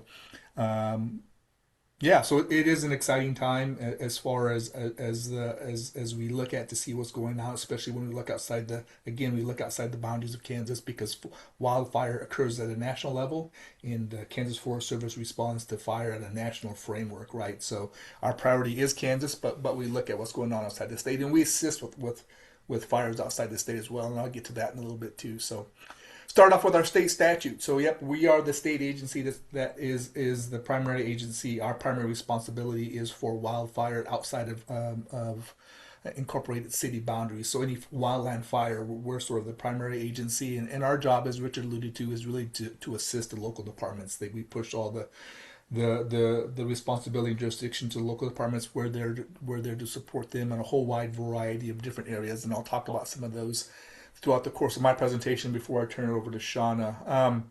And I'm not going to go through these bullet point by bullet point. You folks can read the slides as easy as I could see. But so that the state statutes that now we work under the Kansas Response Plan. The Kansas Response Plan really lines out some of the specific duties of each of the different agencies, each of the different emergency support function agencies that move into it there. So we assist agencies in conducting the educational program. That's one of the pillars of our agency, is providing education both internally to state agencies as well as externally to our volunteer fire departments. That's a big part of what we do, how to respond safely and effectively and efficiently. And we also, as a state forestry agency, we also work with communities and private landowners on how to manage their forested lands to keep them resilient to wildland fire. As Jed alluded to, our fire season is getting longer and more intense, and so we're trying to get our forested lands into a state where they can survive the climate change and then the fires that come with it. So we work with mitigation strategies, and we do that in interagency level. We have to, because one, that's the best way to do it. Two, we have a small staff. We have one person, Shauna. She's our mitigation specialist, so she has a daunting task when she looks at trying to work with the whole wide variety of topics throughout the entirety of the state. We do fire prevention training, and we do that in coordination with other state agencies as well, trying to, if we can keep the fire from starting, then that just puts everybody in a better spot as it is. We have all kinds of opportunities, and our focus really is all fire departments, but we tend to focus on those smaller departments that don't have the resources that some of the larger departments do, and we look at a whole wide variety of products that we assist with. Equipment acquisition, training, planning, funds to develop, and suppression capabilities. Our goal is to increase capabilities. However, what we see is, as Jed alluded to at the start of the presentation, again, I keep going back to that because it was so good. It really sets the stage for what we're talking about today.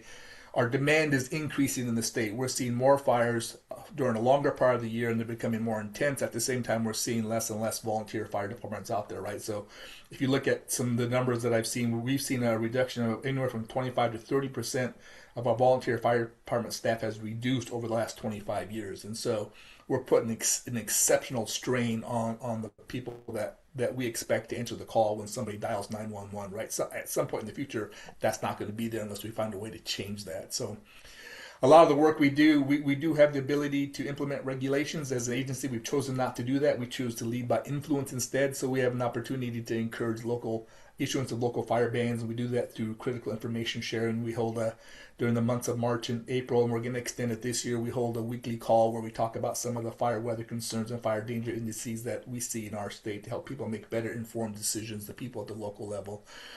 And we work closely, as Richard alluded to. I won't go too much into it, but we're pretty much in constant communication with the Fire Marshal's Office and KDM as far as what we see as potential fire weather concerns during this time of year. We're on the phone daily, if not multiple times a day, checking in on conditions to make sure that we're able to respond accordingly and support our local folks.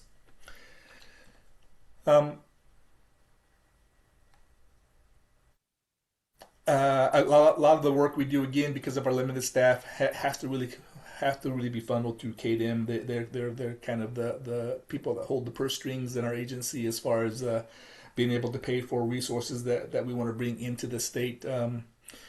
Kansas Forest Service would be the principal agency. If we had a large fire that caused lots of damage, we would reach out to the U.S. Forest Service to initiate the FMAG process, and we haven't been overly successful in our state, so we need to spend some time as a state agencies to figure out how we can better support local communities and making sure that we can get FMAGs approved in the state to help recovery efforts a little bit there. And then as a state agency, we're affiliated with a national organization called the National Wildfire Coordinating Group. This is a coordinated group, a collaborative group of federal and state agencies that set standards to qualifications and incident response. And so if that's the case, if we were to bring in outside resources, federal resources or state resources, Kansas Forest Service would be the primary agency to bring those resources into the state to assist with our suppression efforts if that was deemed necessary.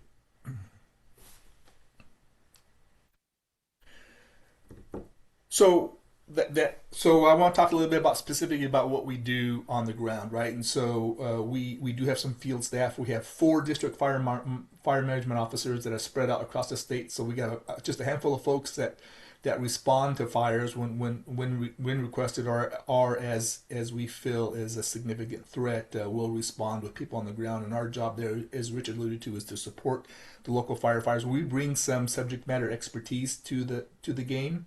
We have some very high fire qualifications in our staff, anywhere from incident commander, nationally recognized incident commander for national incident management teams, to Shauna, who's going to be speaking next, is the highest qualified public information officer. We have finance section chief, logistics section chief. So we have an operations section chief. We have the expertise in the state to assist the local fire departments, and our support to them ranges from managing the aircraft that I'll talk about in a little bit that may be ordered for it.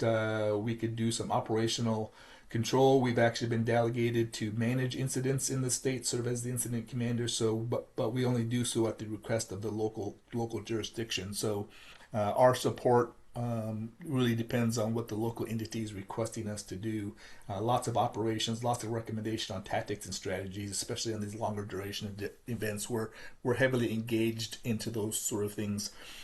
When we do have those incidents in state where we're mobilizing in-state resources, I'll call them surge resources that we bring from other parts of the state, from east to west. This particular year, it seems like, as the west has been the area where we've had the largest, more complex fires, we'll bring resources, task forces from other parts of the states, pre-position them. We'll make recommendations in collaboration with the fire marshal's office that, for example, we think that we're going to have a couple of hot, heavy days in the southwest part of the state. We might bring a couple of task forces and pre-position them in Dodge City to increase limit the response time of those particular resources. So we work hand in hand with the fire marshal's office in KDM and when we do that. And this year we really saw what I would feel, even in my short time with the Kansas Forest Service, a much better effort in getting resources out to where we need them, and have been pretty successful so far this year in doing that.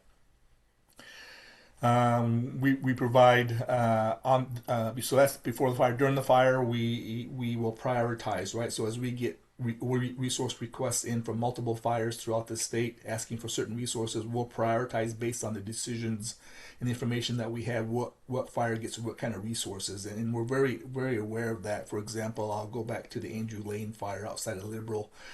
That request was for resources that needed to get out on the ground and do some handwork, do some saw work, and so I had to pick the right resource to put in that particular location so they could be successful. Another fire wanted heavier fire engines to work on initial attack in some areas of CRP, so we selected the resources with the right kind of equipment to go into those locations. So a lot of the work that I'm doing when I'm in SEOC, working with the fire marshal's office, is to prioritize what fire gets which resources.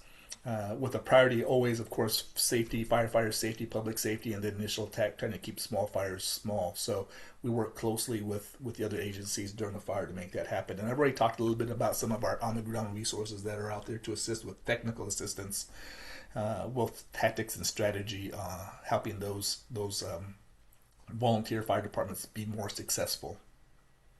After the fire, we're not really a recovery agency. We have a bit of expertise there. We turn that over to other resources mostly, but we just make sure that our resources get home safely, get them retooled, ready to go again. And thanks much to those task forces, because we really strained them this year. They've been out quite a bit across all parts of Kansas to help us out.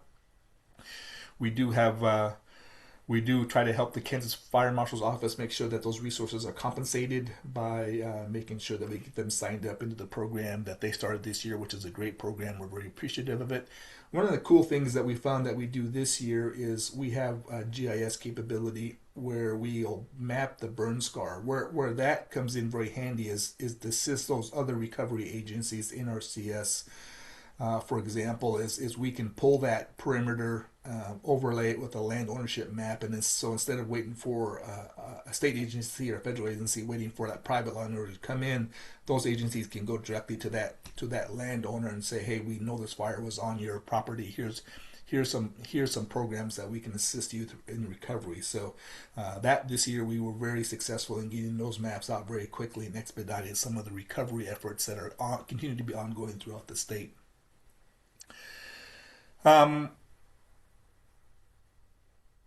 As I already mentioned, we have a couple of different ways that we can bring out-of-state resources into Kansas. One is through the National Incident Mobilization System. This is how most of the rest of the world works, and we're still playing catch-up in Kansas, but this is the process in which we take resources from all over the United States and move them as needed, as requested. We're also members of the Great Plains Compact. This is a group of state agencies similar to the Kansas Forest Service, where we have the ability to bring in resources, and we can set qualification levels that are different than NWCG based on particular needs. And the other one is a specific state-to-state agreement. We have a state-to-state agreement with Alaska, for example, working on South Dakota, where we can bring those resources into Kansas very quickly, expediting it, the process a little bit. And so that's one of the benefits that we can bring into the particular state. I've already talked about we have 4 district fire management officers spread out throughout the state, so they're in constant contact with the fire departments, and not only during suppression, but we spend a lot of time ahead of it with preparedness, training, and making sure that they can get the equipment they need, making sure lines of communication are good, so that when we do have those fires, that we're ready to respond more quickly. We manage 3 contracts with 3 different Kansas aviation companies, and we provide those tactical aviation resources in the state as requested, and that's one of the more commonly used tools that we have. Right now, we have 4 total seats. These are those. We call them seats. These are single engine air tankers. They would typically be used for application of aerial herbicide or pesticide or fertilizer to a farm field, but these aircraft have been specially outfitted with different kinds of tanks that allow them to be more effective when they're dropping. And then we do have one Type 3 air tanker that actually came out of California. A local individual in Kansas bought that surplus plane on his own accord, and we've helped outfit it so that it could respond to fires in the state. And we just had them up in Norton County earlier in the week, making several drops to help minimize the impact of fire up there. We also have a few resources. We have a call when needed program. We have some individuals who make themselves available when we need them. They're not full-time employees. They're not even part-time employees. They're kind of intermittent employees who have some very high qualifications. And so we can put some fire engines on the ground. We can also staff all the major ICS functions if needed and requested to fill those that program there. Lots and lots of training. Well over 3,000 person hours of training a year that we give at no cost to Kansas fire departments to help them respond and increase capability within the state. One of the more popular programs that we have is what we call the excess equipment program. This is where we look for military surplus equipment or federal surplus equipment, bring them into the state, and then donate them to a fire department that they will turn into a fire engine or some sort of incident response equipment, and that's a pretty popular program. And it's really suited for those smaller volunteer fire departments that don't have the big budgets that a lot of the other departments do, and help them get their fleet up to a spot that they can respond with some effectiveness. We also manage a VFA grant. We've given, in the last 3 years, we've given away about $1 million to small fire departments to help them with PPE, with equipment purchasing, whatever they need to help increase their ability to suppress a fire safely. We help fund that to the extent we can. We've spent all the money we've been given over the last 3 years on that particular program. With that, I will let Shauna go. I will close by just saying one of the challenges our agency faces is that we're 80% federally funded, which that's all grant money, which means if you work with grants, the work that we do has to be associated with those grants. And so we're very limited funded by the state of Kansas, which we have to get pretty creative to do some of the work we do, but we're pretty good at doing that, and continue to hope to continue to gain understanding of the expected services that we are expected to provide, so that we can do that. And we recently sent out a survey to Kansas firefighters and got some really good feedback as far as how we can improve or tweak what we're doing in the state to improve our service to them. Thank you for the time. With that, I'll turn it over to Shauna. Shauna, good morning. Good morning. Thanks, Bill. And thank you all very much for having us on. Like Bill said, I'm a fire prevention specialist for the state of, and I am a team of one, and so partnerships like this is very important to me. In other states, like Bill said, we're the fifth typically is the amount of fires we have and acres that we burn. Those other states have at a minimum 12 fire prevention and mitigation specialists. So we are small but mighty for sure in the state of Kansas. So we are going to switch directions a little bit, and we're going to talk about some of the programs that we have in Kansas that may be beneficial to our electric cooperators that have been reaching out to us and asking about these types of programs. So our first one is our Wildfire Risk Assessment Portal, and we call it WRAP, W-R-A-P, and it's a data backed web application. It's Kansas based. And what that means is we added some fuel and vegetation that wasn't on some of the Western based portals. For example, tall grass and short grass prairie model was not in the Western databases. And this was back when we developed this portal. As well as infrastructure like fencing, that's not a risk that or a hazard or a risk that it gets put in some of those databases out west. So the utilization for this portal typically is for our community risk assessments, which we do with Kansas Forest Service. We go to communities and we assess their wildfire risk. Also, we do it for individual homeowners as well, and with their risk reduction plans. And then we can help identify and plan for partners. We have talked to quite a few partners, even our electric cooperators too.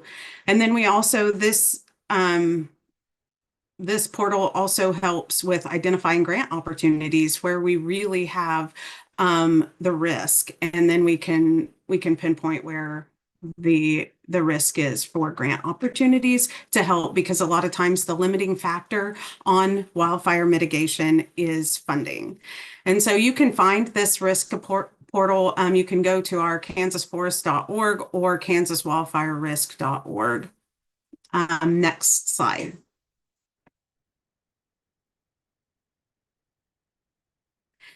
So this just tells the difference between the West Wild Risk Assessment, which is a U.S. Forest Service database. And you can see that this is what the map looked like before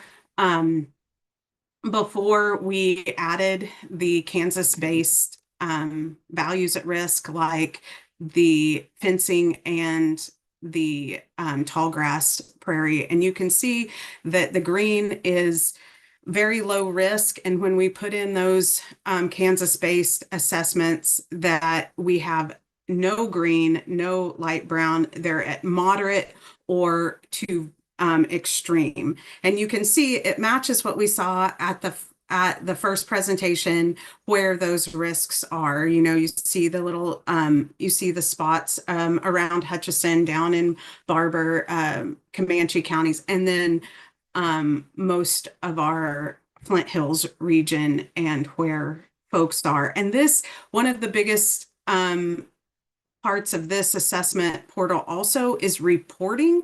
So like Bill and Rich both mentioned, is reporting is one of the limiting factors here, and we can see where fires are reported. A lot of fire departments look at this and say we have more fires than are here, and it's true.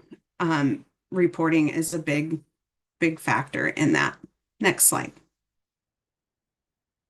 So just for those of you that like to really dig into what the portal looks at, this is kind of the backside of the portal. It goes through the fire risk, and that takes into effect both the fire threat and the fire effects.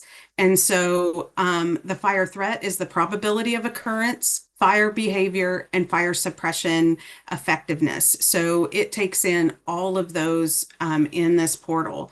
And then the fire effects are the values impacted, and that's where we would have put in added a few different values in the Kansas portal versus those in Western United States. And then the suppression difficulty. Another thing that we added was our fuel type moves very quickly.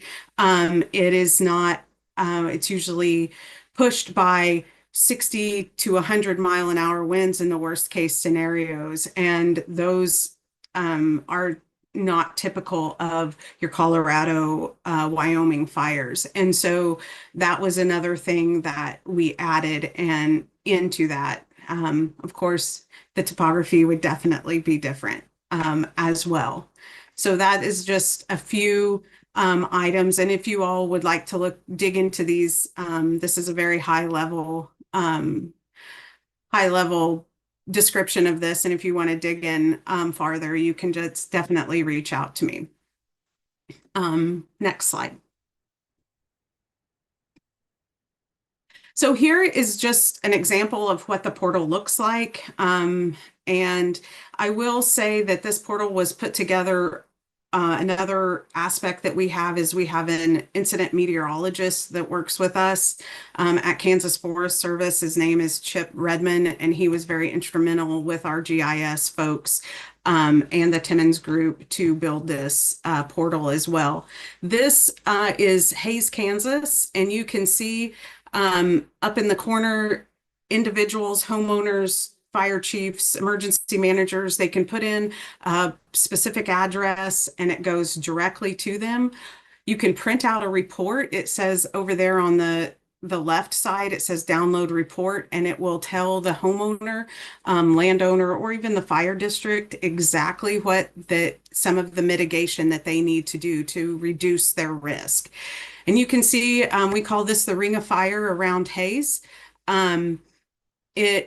One of the limiting factors of this portal is once it gets inside the city limits, it says that it's non-burnable. And we know that that is not true, that our homes become the fuel in that aspect. And so that's one of the upgrades that when we do the update on this, that we want to add the community aspect. And I think that will turn a lot more of our communities across Kansas, unfortunately, more red.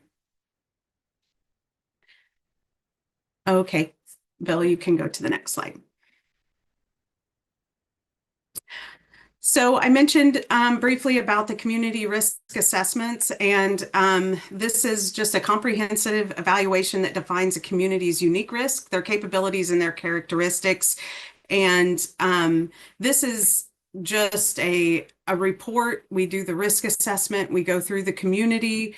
We go through neighborhoods. It doesn't have to be a whole community or a town. We can just choose neighborhoods. We're asked to come in and do these risk assessments, usually by fire chiefs or a concerned citizen. We don't go on to private property. We just drive around. If a private citizen wants us to look closer at their home, we do look closer. It's really the goal is to move from a reactive emergency response to a proactive risk reduction, reducing the occurrences and impacts of emergencies. Because like Rich and Bill both mentioned, it's really about preservation of life. And if we can reduce the impact of fire, we can not only reduce the destruction of it, but also the safety of our first responders as well. Next slide. So what this offers our community's leaders is a foundation to develop an action plan.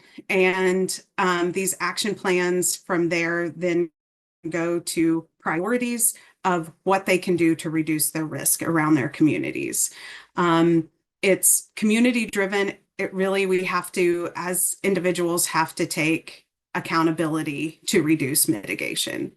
And then we have to, it emphasizes the importance of home ignition zones from zone 0 all the way out to 100, 200 feet if we're talking about producers or farmsteads, especially out in Southwest Kansas. We are really talking to producers and what they can do to even protect their livestock in that regard as well. These community risk assessments talk about emergency preparedness and evacuation planning. Some communities and neighborhoods haven't reached out to their emergency managers or their communities to see what the evacuation planning is. It provides opportunities for wildfire education and outreach, just like we're doing now. And this is, again, another opportunity for us to partner together with this. And then it represents the initial steps towards becoming a national recognized Firewise USA committee or community, or a fire adapted community as well. And just the becoming, I know we've talked a lot about some other states. California is one of them, to a Firewise USA community now become more insurable as a homeowner. And so that is a mark of insurability.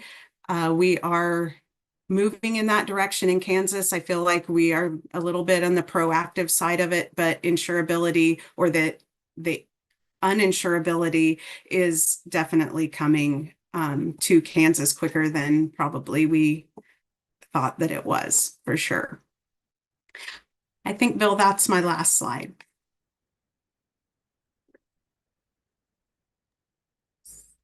Well, thank you to all three of you, Shauna, Bill, Rich. Great presentation, lots of good information. I know I learned a lot about efforts going on at the state level that I was not aware of, and I like to think I'm pretty up on what the state's doing. So this was wonderful information. I see that Mr. Grady, our Director of Utilities, has his hand raised. So Justin, go ahead. Hey, thank you, Chair. Thanks, Shauna. That was great, and Bill and Richard as well.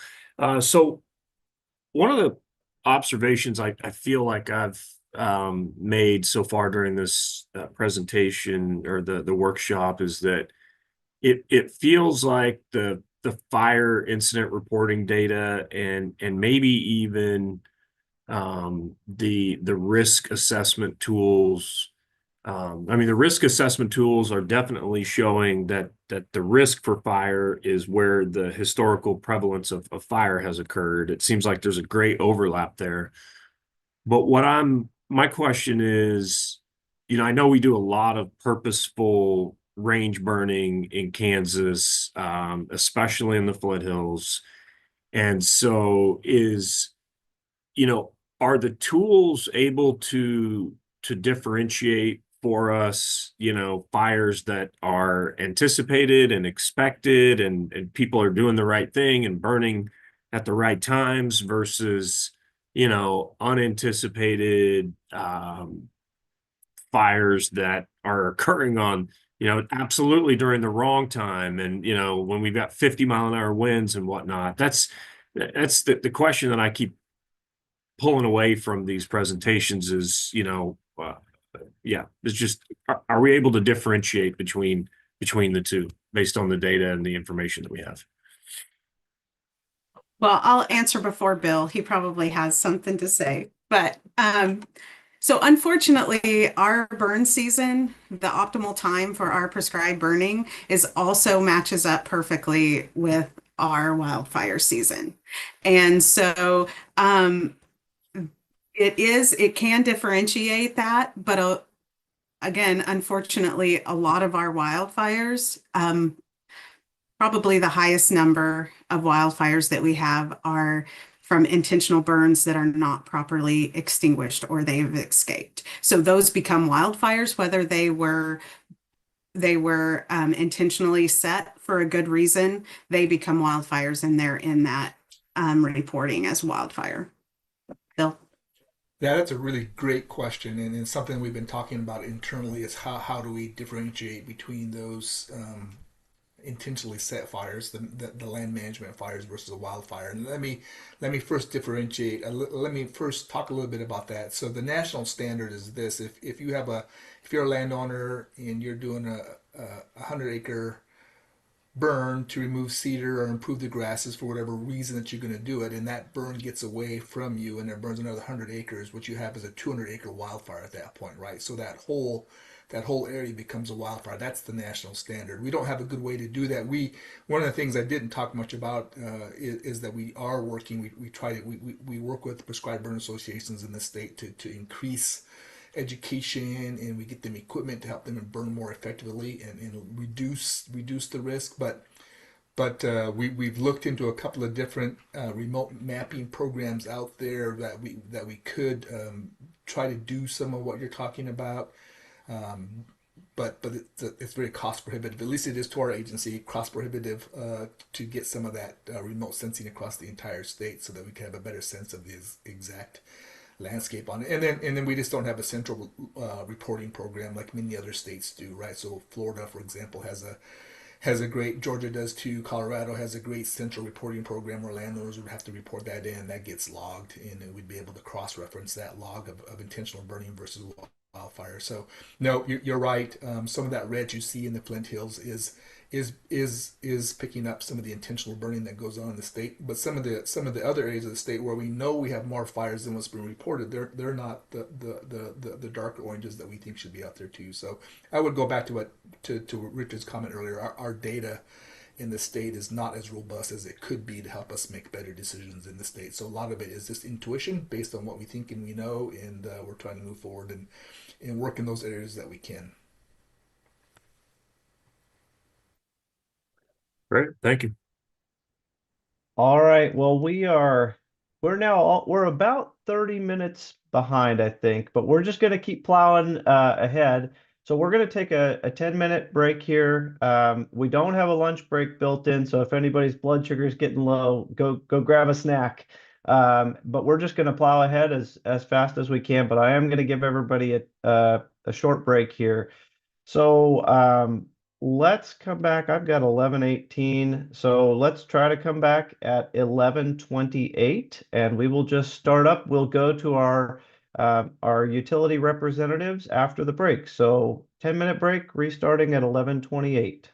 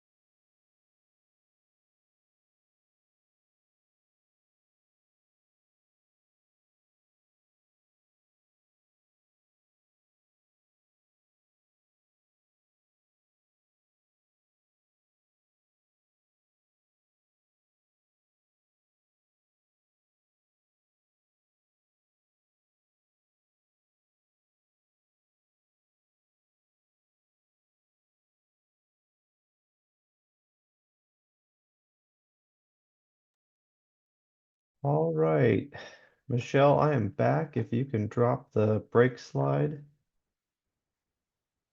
Okay, everyone, we are back to our workshop and we have returned from break, and it looks like we are now ready for Evergy's presentation on their wildfire mitigation strategies. And we have Darren Ives, Adam Pauls, and Steve Vetch with us today. And I will just go ahead and turn it over to them now. Well, thank you, Thanks, Chair. Chairman. We're having a little technical difficulty getting our slide deck up, so bear with us just a second.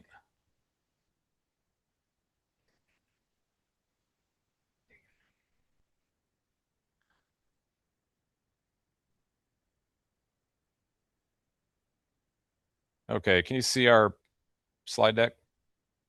Yeah, it's a little small. Steve, can you turn it to like a full screen view? I might be able to.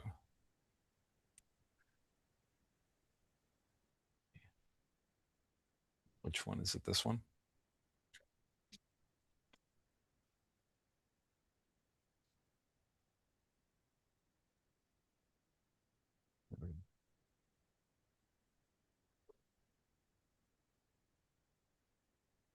That better? There you go. Oh, there it is.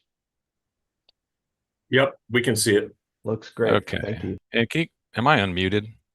Yeah, you are, Okay. Steve. Because I can't see anything on my screen while I'm sharing, so. You just lost your full screen Okay, view again. there we go. There you go. Okay, ready? Yes, sir. All right. Well, good morning. I want to start by thanking the commissioners and KCC staff, as well as all the other stakeholders and participants that have joined today. Been a lot of great information shared so far today. Again, my name's Darren Ives. I'm Evergy's Senior Vice President of Regulatory and Government Affairs. We're certainly happy to be here today and have the opportunity to share the work that our team's been doing in wildfire assessment and risk mitigation planning. In a minute, Steve and Adam are going to introduce themselves and walk through in more detail our process to date. Next slide, maybe, Steve. Oh, one more. Stepping back just briefly, as Justin mentioned at the start, passed in 2025, House Bill 2107 specifically contemplates a formal role for the KCC in assessing and mitigating wildfire risk in Kansas. This slide kind of highlights Evergy's perspective of the intent of House Bill 2107 and the requirements that came out of that passage, which includes the conduct of this workshop today. Let's move to slide 3, Steve. Moving on to slide 3 here, I guess I'll close out my remarks with some key takeaways and recommendations before Steve and Adam go through some of our more detailed work.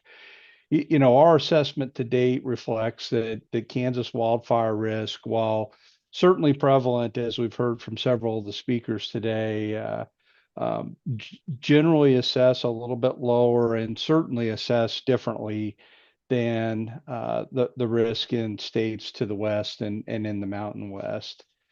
As you will hear more about, we've conducted our wildfire risk assessment and have taken initial mitigation steps towards knocking back some of the exposure in our service territory. We know, though, this is an evolving area. It's a space where we're going to have to continue to learn and collaborate and work and evolve our practices to meet the ever-changing needs in the wildfire space. Maybe importantly, from an assessment standpoint, at this stage, we don't believe as a vertically integrated utility in the state. We don't believe we have the authority to proactively turn off electricity to customers, at least when it's based upon future conditions or risk as kind of laid out in our current regulatory construct. So with that in mind, we have a few recommendations that we hope will guide the steps forward from this workshop and as we advance. We would request that the KCC consider issuing regulatory guidelines regarding utility wildfire mitigation standards for Kansas, including consideration of the criteria, authority, and guidelines for the implementation of a public safety power shutoff plan. If we were going to advance on that, that would need to include probably 18 to 24 months for implementation of such a plan once it was finalized and issued by the KCC. What would need to include a process to evaluate the circuits that are most likely to need to be shut off. Consider a process to communicate with customers around the elements of such plan, both in front of and a communication strategy for when implementing such a plan. And then, maybe most importantly, from Evergy's perspective, we think if there's going to be, some sort of, PSPS type plan or direction, that it should come with a specific directive from an appropriate state or federal entity, which could include or be the KCC, that would initiate a PSPS. Seems unlikely that as an individual utility, any of us in the state would be in the best position to determine when exactly and what trigger to rely upon to initiate such a plan.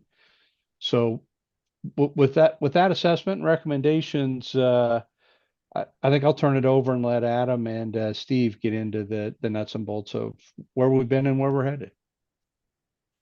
All right. Thank you, Darren. Can everyone hear me okay? Yep.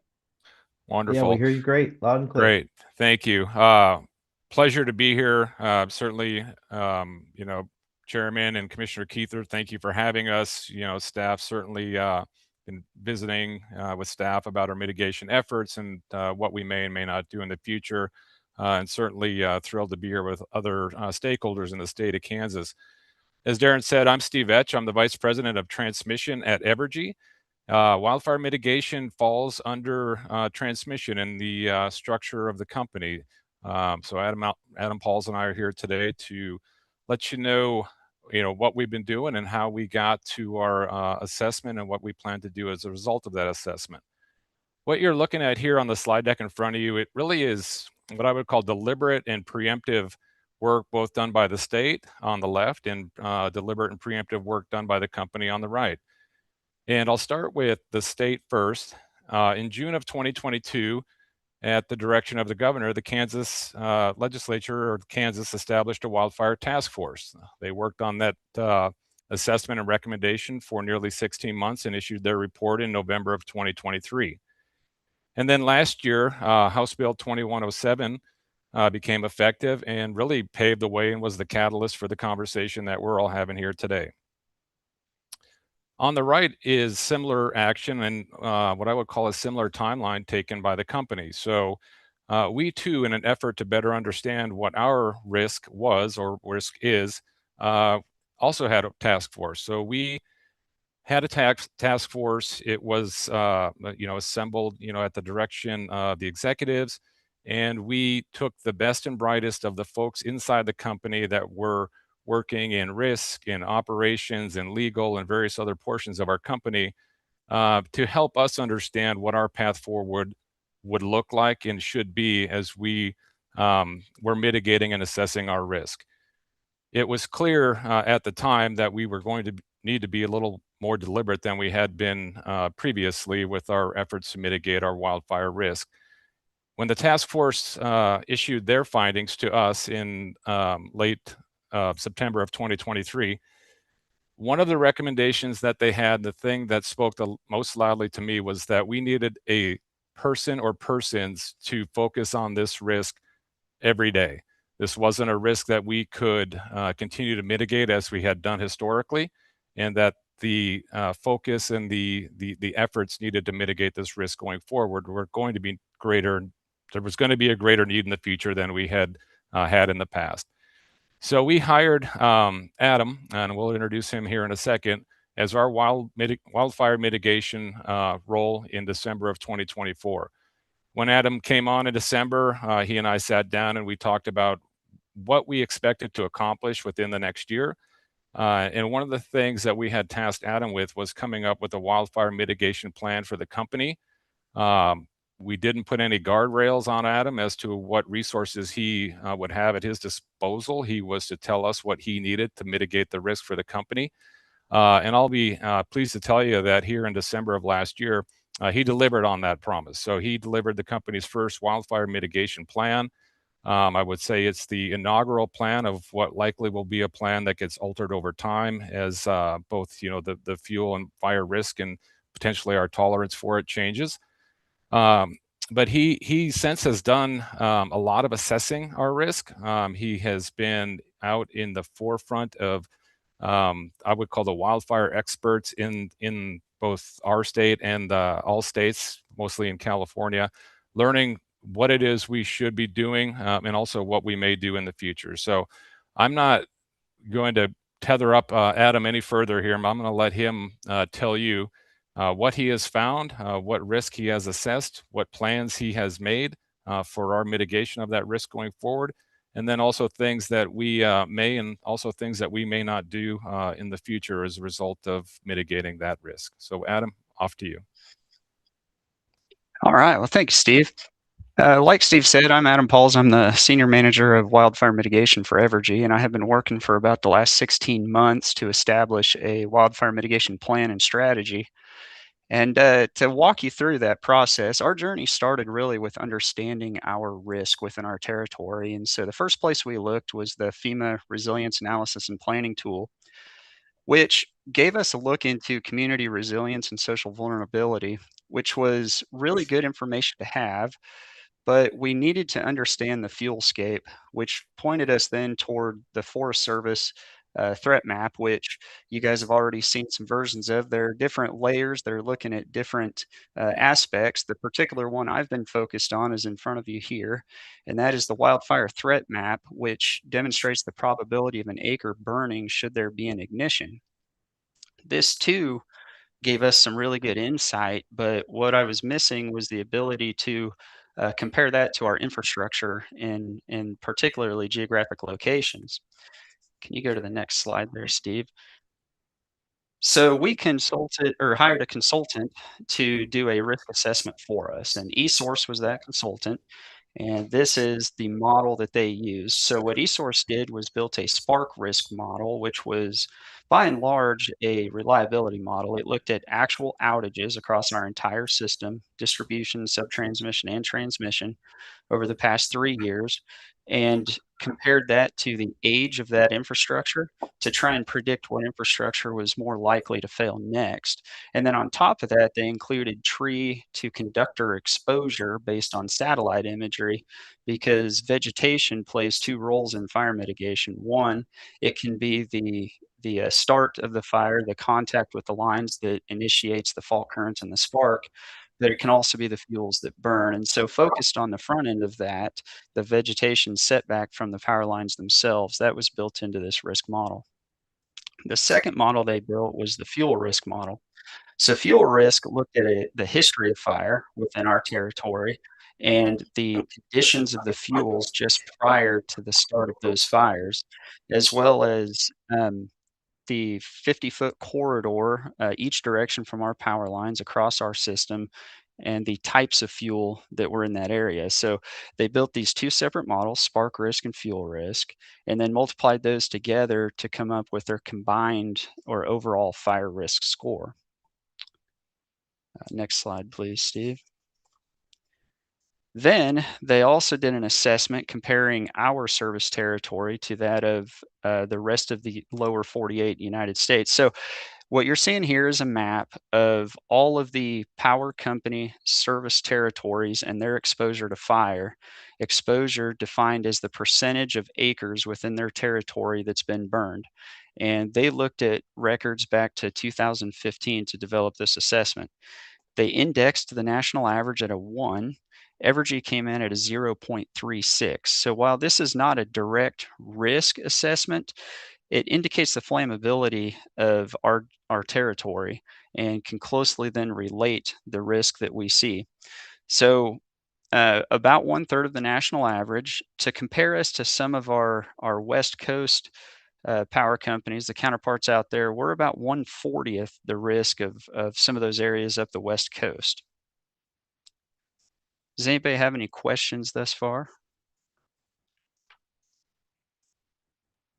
I guess the only question I would have on some of this risk assessment is we heard from the State Forest Service that in creating some of their tools, that some of the previous indexes didn't even include some of our ecological areas like the short and tall grass prairies, and that when they updated it for that, your service territory would look more risky. Mhm. Is that incorporated in this analysis, or does it rely on other indices? I mean, just any kind of clarification you might have there. Sure. To be honest with you, I don't know what all they included in the analysis. I did specifically ask them about prescribed burns, and on this map that we're looking at right now, prescribed burns are included in that history of fire exposure.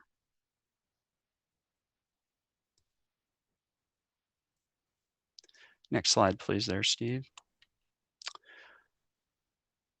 So we looked at the fire exposure relative to the territories of other power companies in the continental United States. What you're looking at now, this dot plot is a representation of all of our circuits. Again, this includes distribution, subtransmission, and transmission, all 3,470 circuits within our company. And it scores them. You see the fuel risk score on the x-axis there and the spark risk score on the y-axis.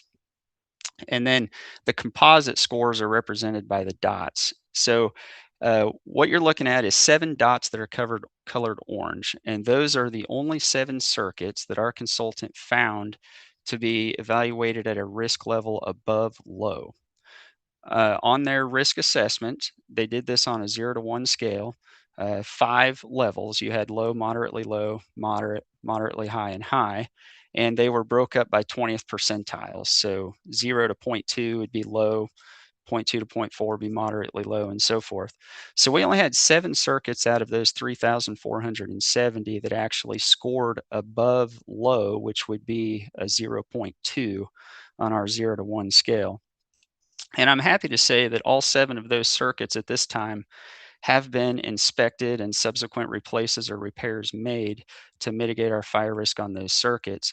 And now we've moved to the next step, which is to dive into the circuits that are kind of at the top tier of that low risk category. So we're specifically looking at circuits that scored a 0.15 up to 0.2.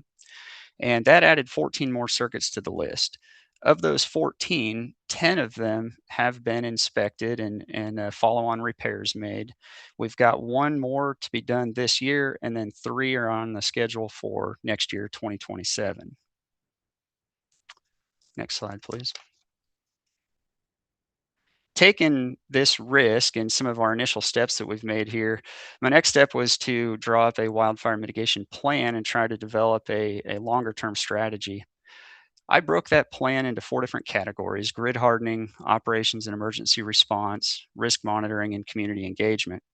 On the grid hardening piece, our focus there was to really encompass the asset management and veg management. Those programs that we were already doing in the name of reliability can really work in the name of wildfire mitigation as well, because again, like I mentioned earlier, vegetation plays 2 roles. It can be the fuel that burns, but it can also be the cause of the fire itself. So through our asset management and veg management practices, we're looking to mitigate our fire risk. Operations and emergency response. On this one, we're looking to establish the actions that we're going to take in the event that we have a red flag warning, for example, operations changes, and then also our response should there be a fire to getting infrastructure restored. Well, we already have a storm emergency response plan. that we get a lot of practice with here in Middle America. So my intention is to simply implement that for the restoration of services post-event. But pre-event, right now, we're triggered off red flag warnings issued by the National Weather Service for some changes in some of our operational practices. And I'll get to that a little bit more in later slides. On the risk monitoring piece, we need to maintain a good awareness of the environment, the situation with the fuels, the weather, as well as our risk. So we have this risk assessment that was done, and it was done coming up on 2 years ago. Now we plan to update that every 3 to 5 years and re-baseline as this dynamic environment continues to change, and we perform our mitigation efforts. And then finally is the community engagement piece. On this one, we are looking to team up with local area emergency managers, maybe fire departments to do what we can to contribute to the cause here.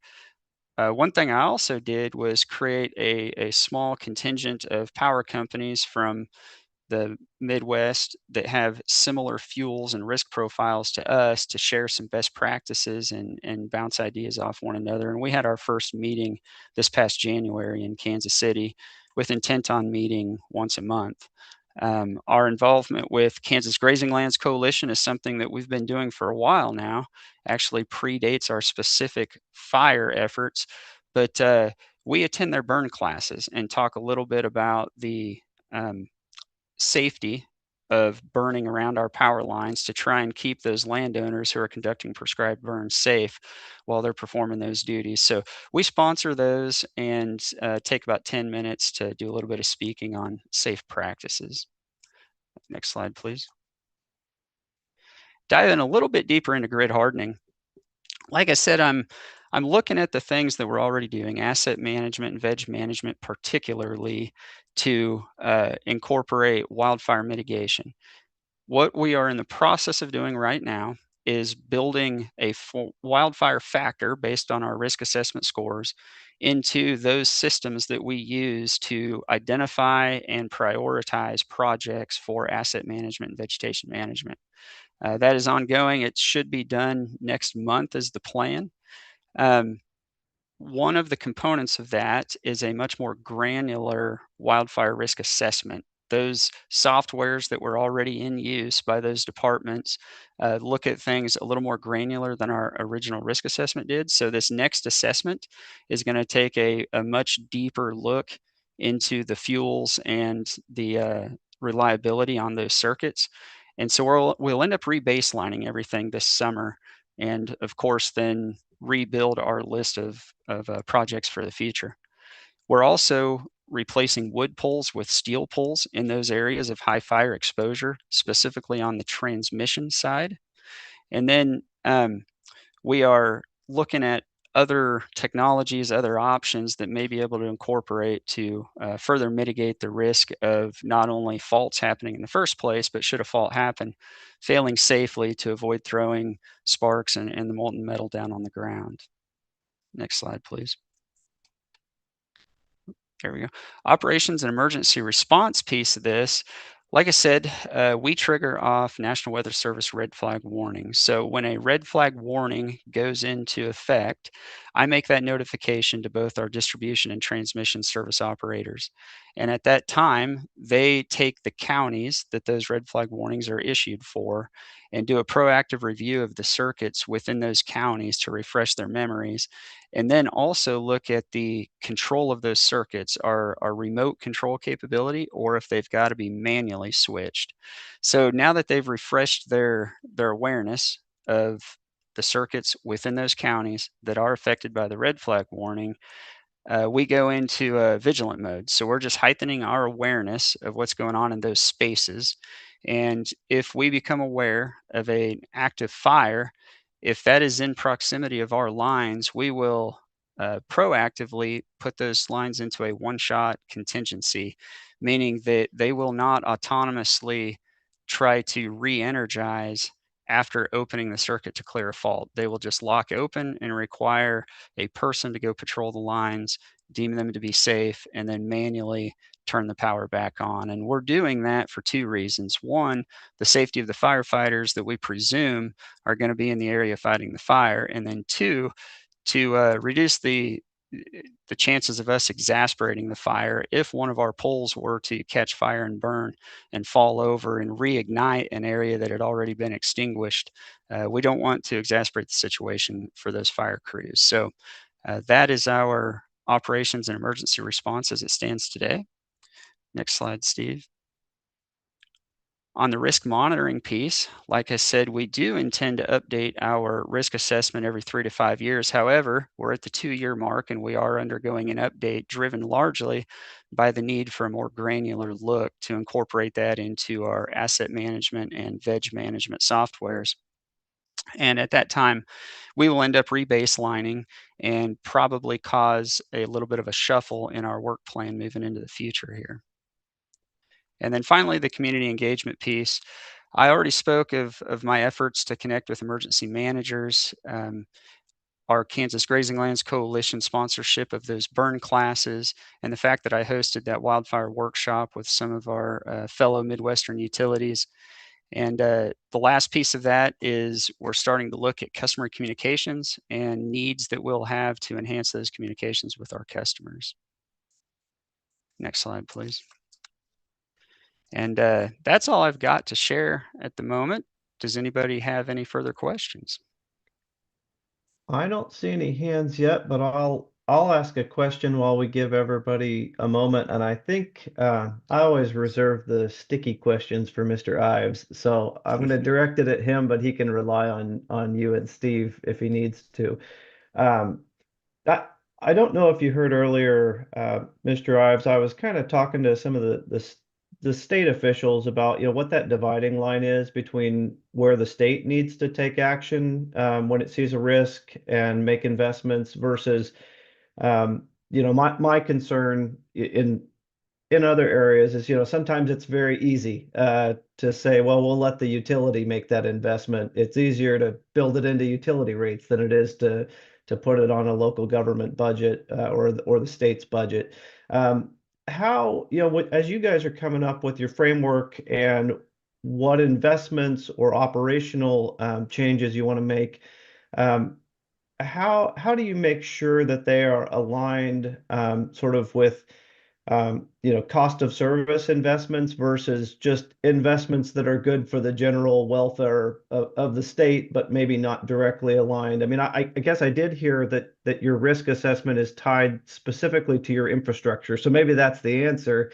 But anything else you would offer, that's kind of a deep regulatory theory question, but anything you'd offer on how you make sure that it's aligned with cost of service and not just a general public welfare service?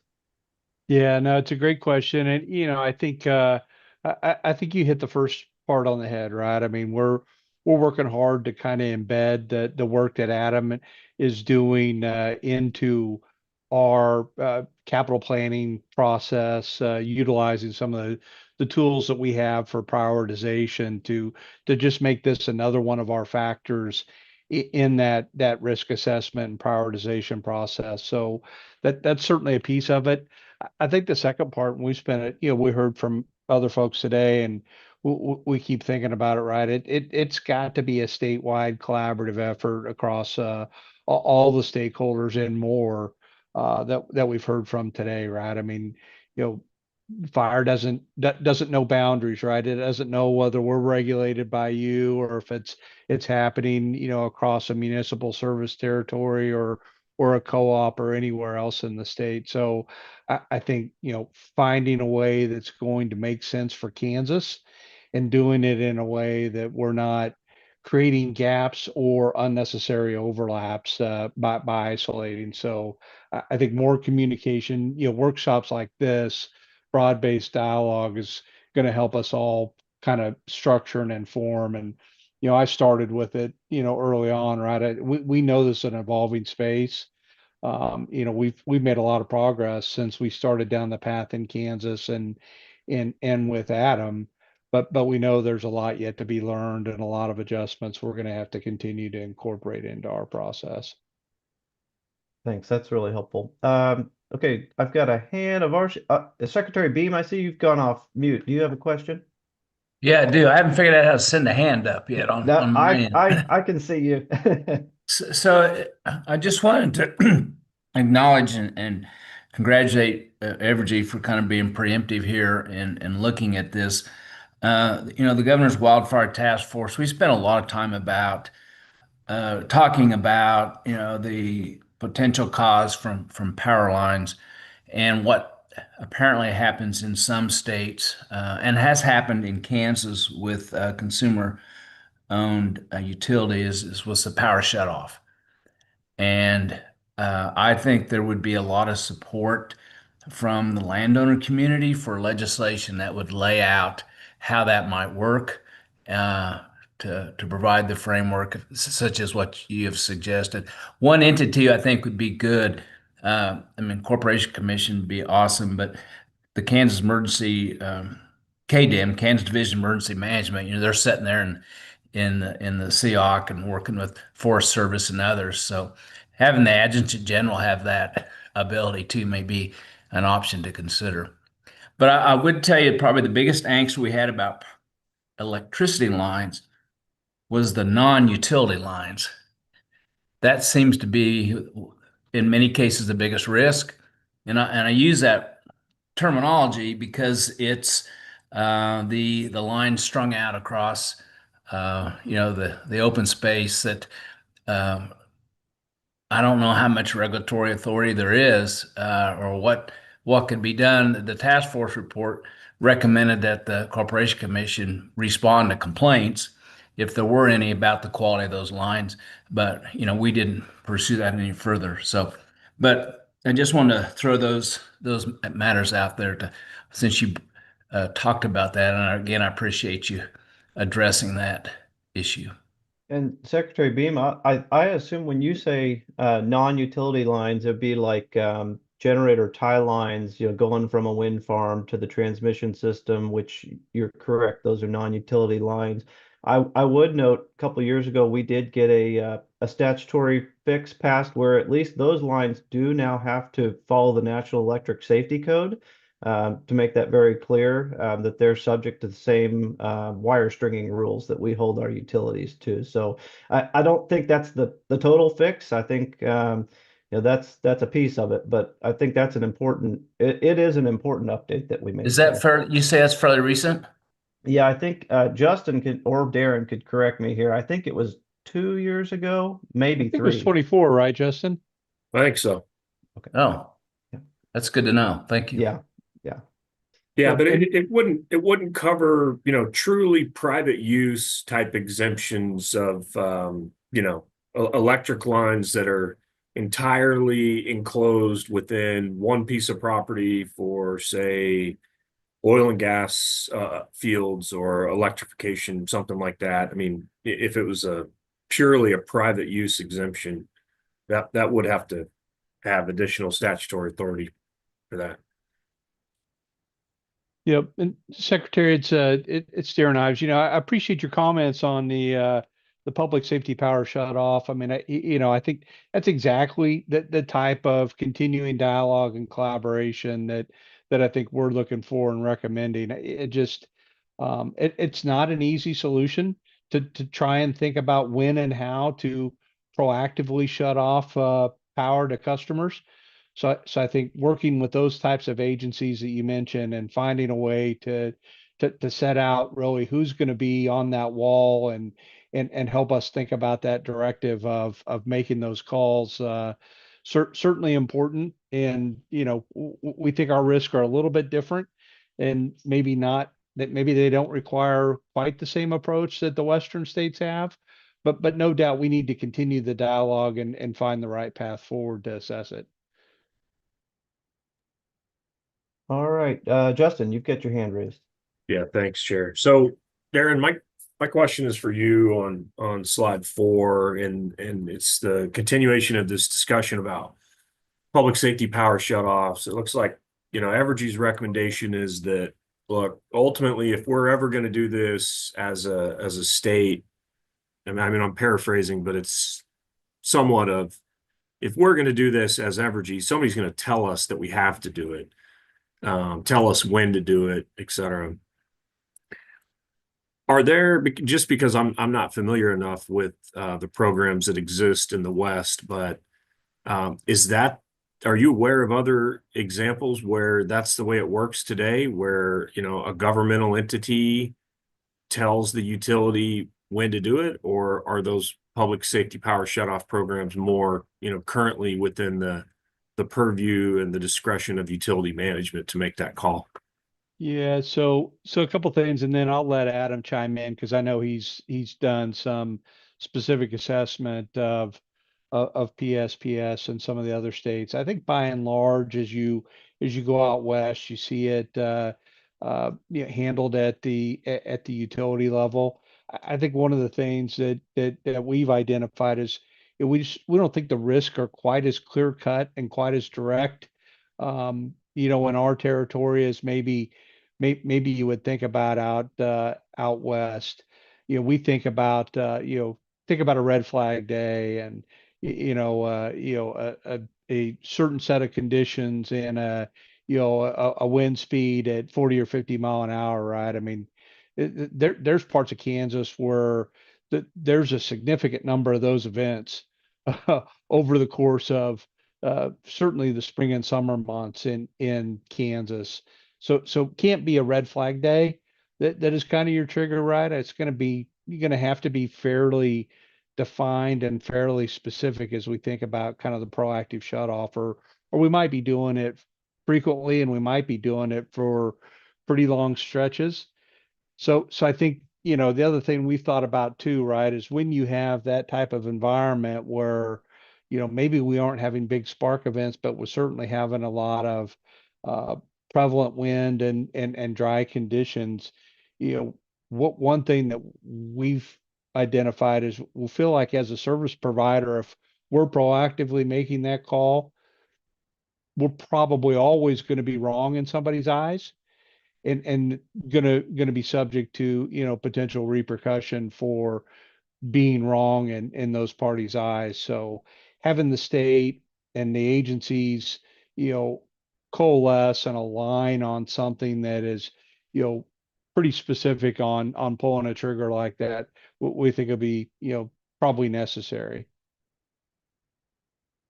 Adam, anything you want to add about some of the specific work you've looked at on some of the PSPS? I haven't specifically looked at who is responsible for it. I guess I've been focused mostly on the decision criteria, the thresholds that they're executing, and you see a lot of variation there. Every company is doing it their own way. I have some ideas for how we might be able to implement that, but to Darren's point, it's going to have to be a lot more than just a simple red flag warning. Now, I have one more follow-up real quick, although I know Shauna's got her hand up. So my other question is just going to be a pretty simple clarification. So Why don't you go ahead, Justin? okay, so the other question is on slide 12, and this is probably for Adam, but so you've got the discussion on that last bullet point of the one-shot configuration, which seems like a great idea. But I'm just curious, what are you referring to there when you say if a hotspot notification is identified? What is that exactly? Yeah, so I monitor some NOAA satellites that are reporting on hotspot notifications, and so that gives me a little bit of a proactive lead, I'll call it, on the potential for something developing. So I can try to focus my awareness on those areas. Okay. Yep. Thank you. All right. Ms. Hartman, thank you for holding with us and being patient. Go ahead. Yeah, I was just going to comment on the red flag warning days. I'm really glad we brought that up. Some of the factors that go into a red flag warning just a lot of people don't know that it does not take into fuels at all. And so as far as if we have low fuel moisture or high fuel moisture, it can still be in a red. I mean, like if it's rained and we have high fuel moisture, it can still be targeted as a red flag day just because the low humidity and the wind is blowing. So those entities that are basing stuff just on red flag days, like what you all said, it's you're going to have those days so many times through fire season. We do work off of a national risk. It's called NFDRS, and again, we have it through the Mesonet in Kansas, and it's something I probably should have mentioned before, but that's is more regionalized, and it goes to extreme to very high. You see the Smoky Bear that says high fire danger today or extreme fire danger today. That actually does take into effect the fuels as well, and other inputs besides just wind and humidity. And that makes it a little bit more localized. And then like when we work together with our meteorologists, we can almost pinpoint, just like where the Ranger Road fire came up, like 2 days before there was, there was a high fuel awareness for that exact spot. Like you can almost pinpoint where those are. And I feel like in the Western states, they are using that kind of data to really pinpoint, especially on the Front Range of Colorado. They've shut theirs down quite a few times. Our sister agencies over there are helping them decide like the spot where they shut those down at, using some of those tools as well. Great information. Yeah, I see a lot of media reports on shutdowns in Colorado, and it's not uncontroversial, but definitely for good reason. So yeah, really good information. Well, any additional questions or dialogue on Evergy's presentation? I'm not seeing any more hands. So Darren, Steve, Adam, thank you so much for being here and contributing. Appreciate it. Yeah, thanks for having us. Yeah, thanks for the chance. Well, we'll stick on our utility partners here, but we're going to switch over and we're going to go to the wildfire mitigation strategies and perspectives from consumer-owned utilities. And with us today, we have Tyson McGreer, Director of Member Services from Kansas Municipal Energy Agency, KMEA. And we also have Lee Taffanelli, Chief Executive Officer from Kansas Electric Cooperatives, KEC. So welcome, Tyson and Lee, and I will let you all take it away. All right. I appreciate it. Lee, is it all right if I go first here?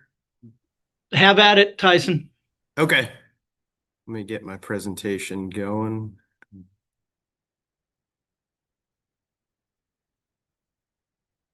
Everybody see that okay? We do see it. It's not full screen. Okay. There you go. Perfect. There we go. Okay. So yeah, again, appreciate the opportunity to include the municipal world in this conversation. As everybody said, fires and storms and those sort of act of God things don't know lines or boundaries. So we appreciate the opportunity. Want to start off a little bit for those that don't know who KMEA is. We were formed, we're a member organization, a nonprofit quasi-municipal organization, really originally designed to help with power supply. We've morphed since 1980 into a lot of things.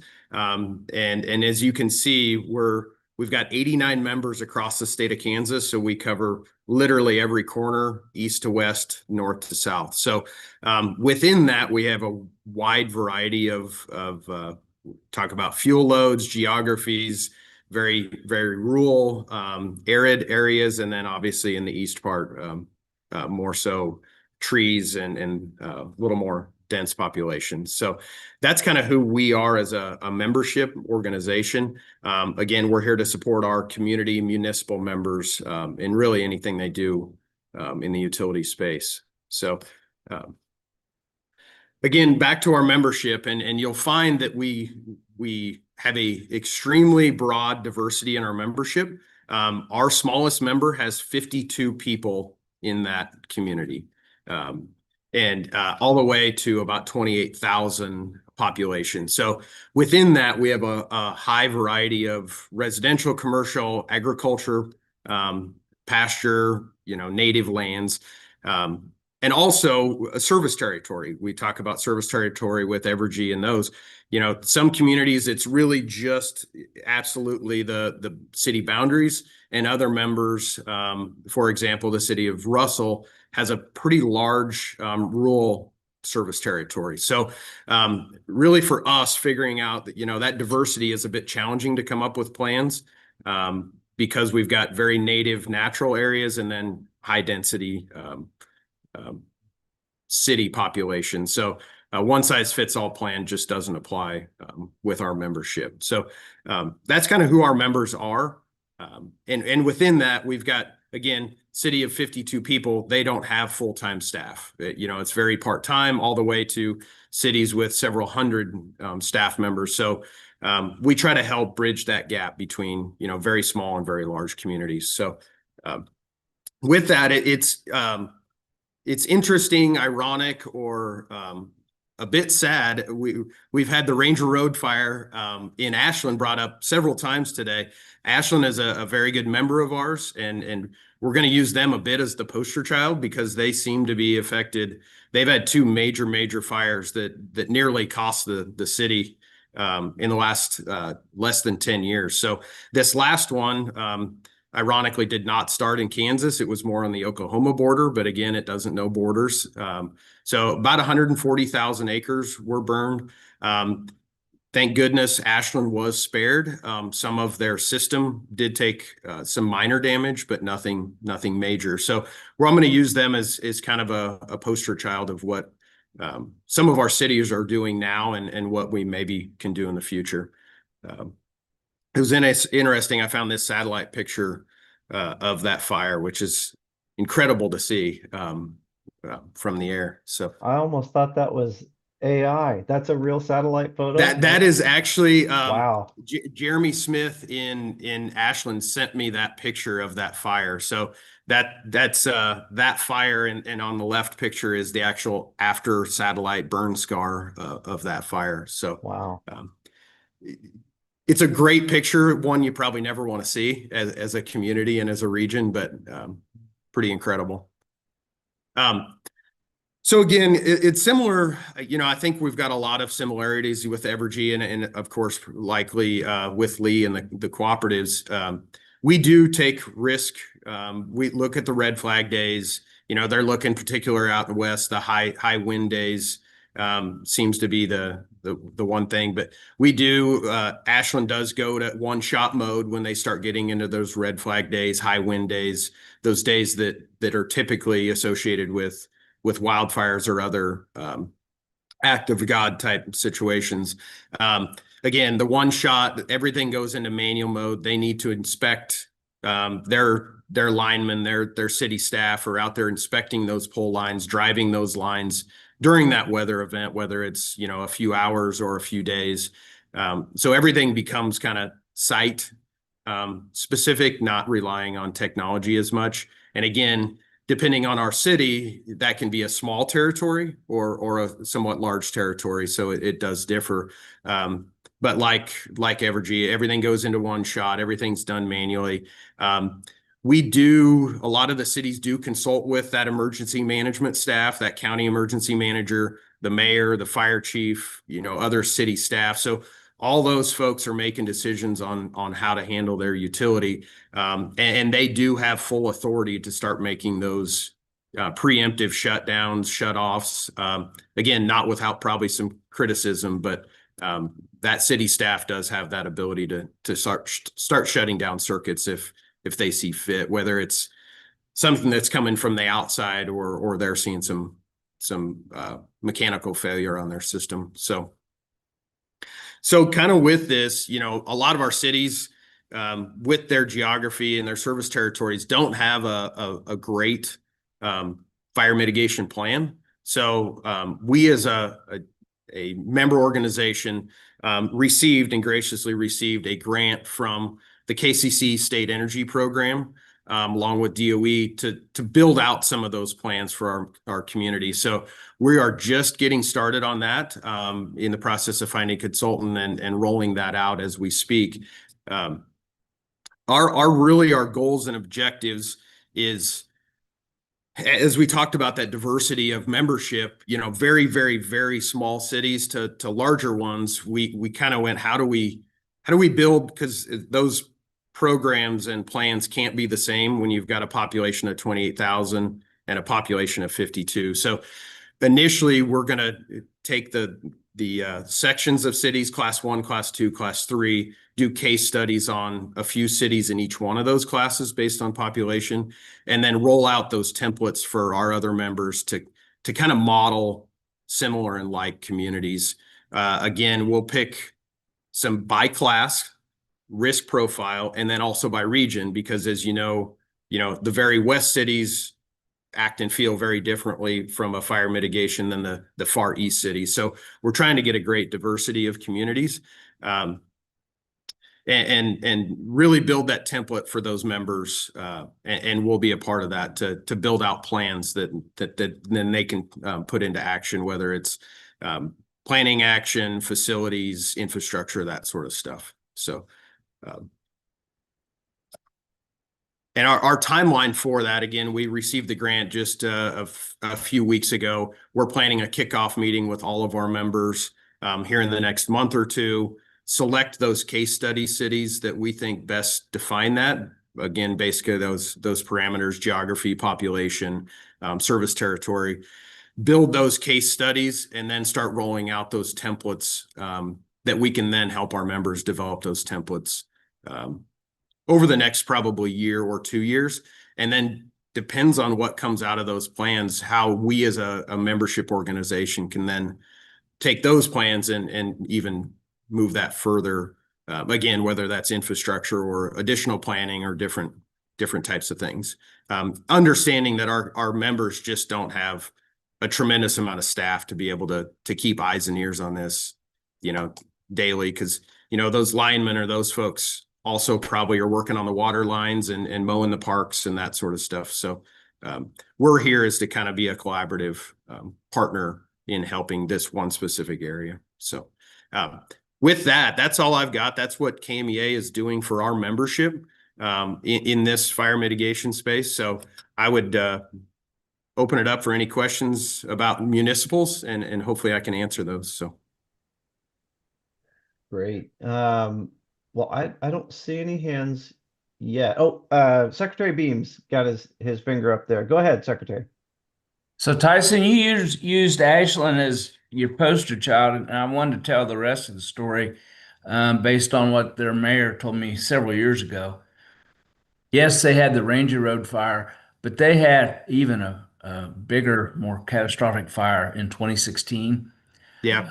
And the mayor, Kendall Kay, at the time told me that, well, a few years after that, he made the decision to cut the power because of a very windy, scary day, expecting to get calls of people being upset.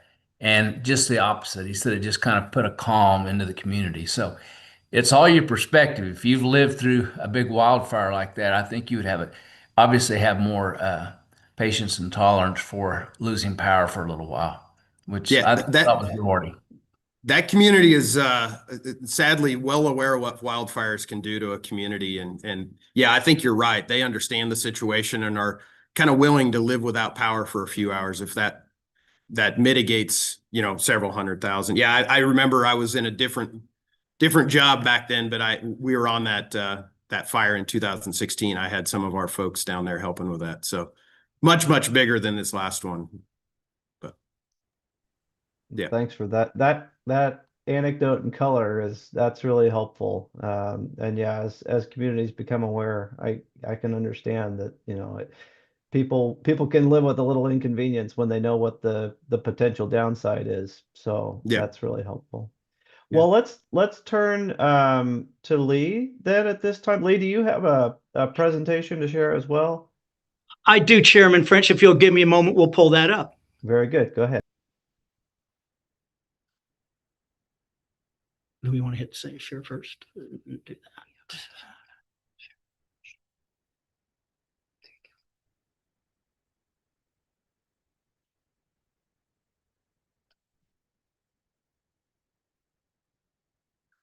Chairman French, can you see my presentation? We do not see your screen yet. Okay. Give me 1 sec.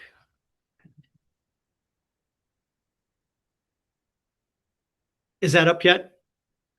No, we still do not have it. Okay.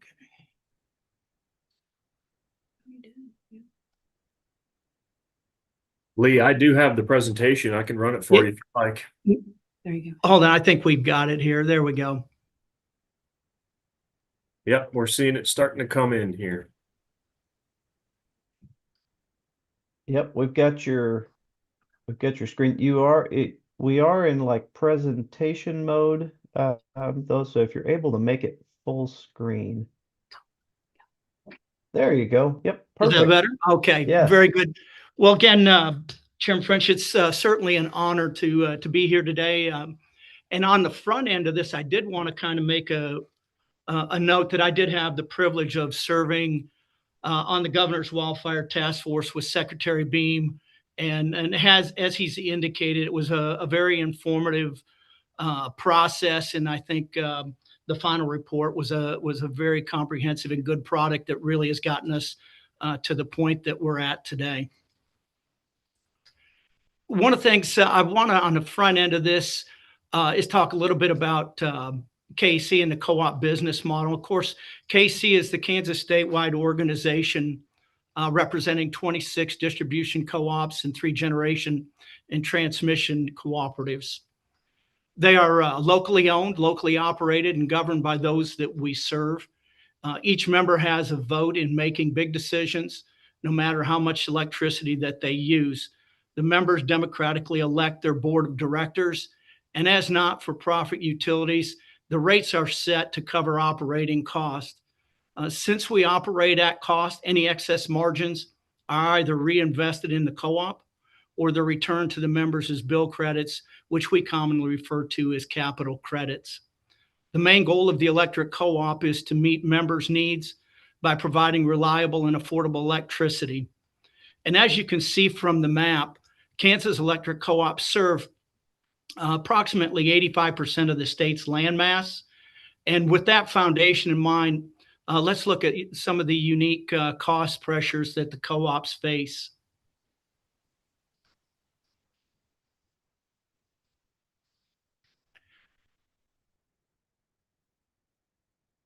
Hold on, that slide's not working.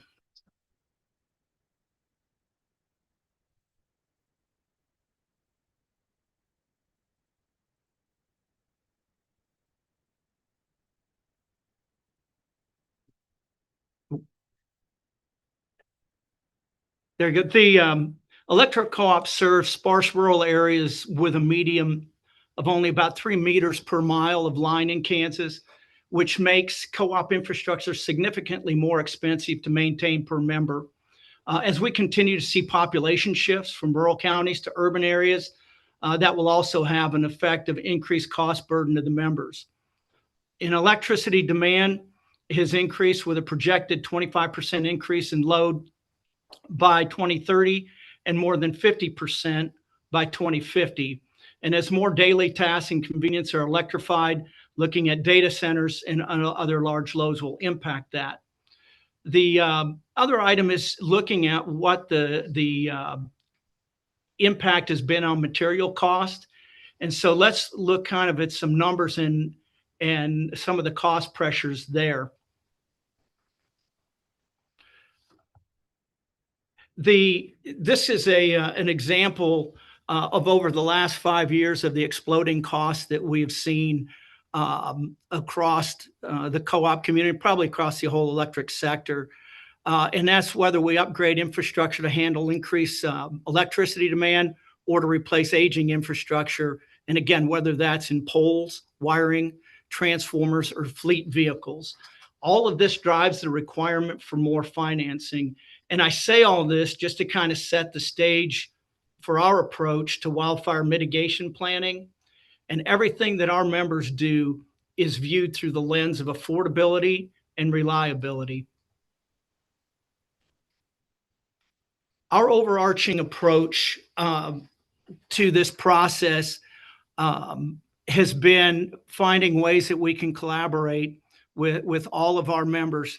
And one of the things that we've been able to take advantage of on an individual cooperative member perspective is take advantage of some of the KCC and DOE grants on an individual basis, where they've been able to obtain grants that allowed them to work on some grid hardening, grid resilience type projects. But from a broader state perspective, what we wanted to do was utilize that broad state perspective from a wildfire mitigation plan perspective. And that was to create wildfire mitigation plans that are in standardized format, but that are specific and localized to each co-op and based on their individual threats, the risk assessment, and the current operational procedures. Each co-op system assesses its threats, which may or may not be the same threats, vulnerabilities, or threat levels as other co-ops based on their service territory, location, geography, specific area, climate, infrastructure, and resources, just to name a few. And that's been mentioned earlier on in previous presentations as well. In addition, KC worked with the KCC for a DOE grant, and we selected Vantage Point Solutions to kind of help us with that statewide mitigation plan perspective.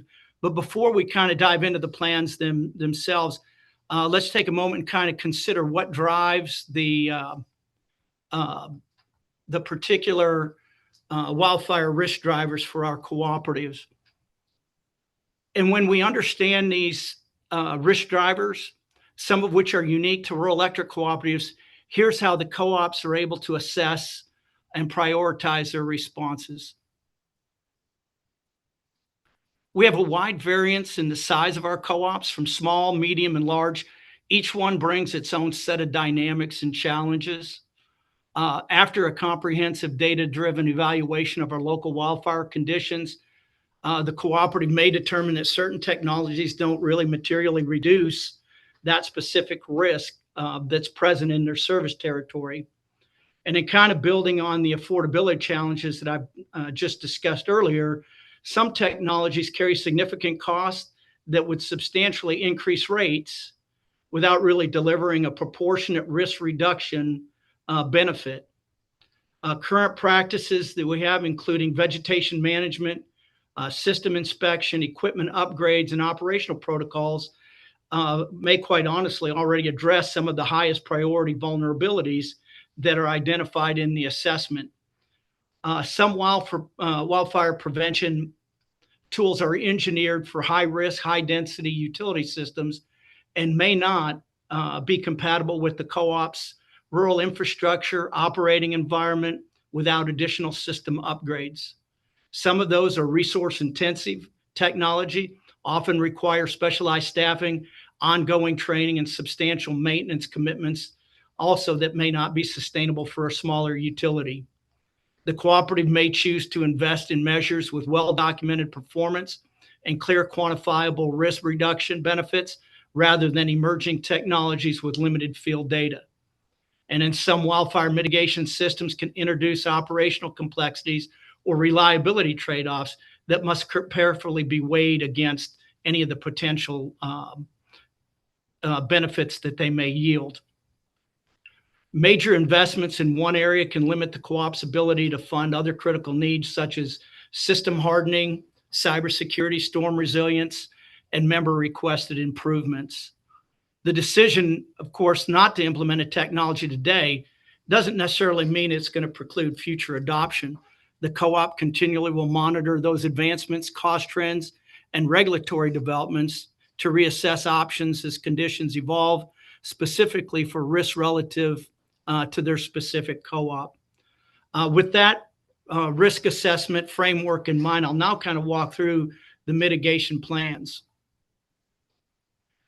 The plans that our co-ops are putting together have 4 primary objectives, with the overarching goal to create plans that are standardized in format, but are specific to each of the co-op's unique risk profile. So the first objective is to mitigate the risk. And at the forefront of all of our cooperative planning and risk assessment is carefully balancing affordability against risks of an all hazards approach, including snow and ice, storms, tornadoes, flooding, wind events, and of course, wildfires. The second key objective is improving grid operations. And this really begins with the question of where are the co-op's capabilities today in the areas of grid hardening and resilience? And then by assessing those current utility plant conditions, raising the standard of the weakest link, looking at pole inspections, right-of-way, construction work plans, the staff, management, and board situational awareness for all risks, utilization of modeling tools, and again, as weather forecasting, red flag warnings, as many have previously indicated. And then lastly, that part is the co-op's current response and recovery actions. And once we have that, then they're able to focus and look at areas that need to maybe have some backfill to minimize risk and reduce any other gaps that may exist. The third key objective in the plan is to create communication that is effective and includes educating our cooperative member owners and the public on the proper selection and placement of trees, bushes, and other plants around power lines, and what members can do to become more wildfire resistant. Measuring the effectiveness of those communication initiatives that we put in place, and then developing and practicing operational protocols and collaborating with first responders and other key stakeholders. And then lastly, enhancing internal communications and training to ensure there's a mutual understanding of the processes. And then the fourth key objective is documentation. Because wildfire risk continues to evolve, documentation must be a living process. These plans are built to be continuously improved upon, and they're built so that we don't just construct them and then they sit on a shelf. They're actual living documents.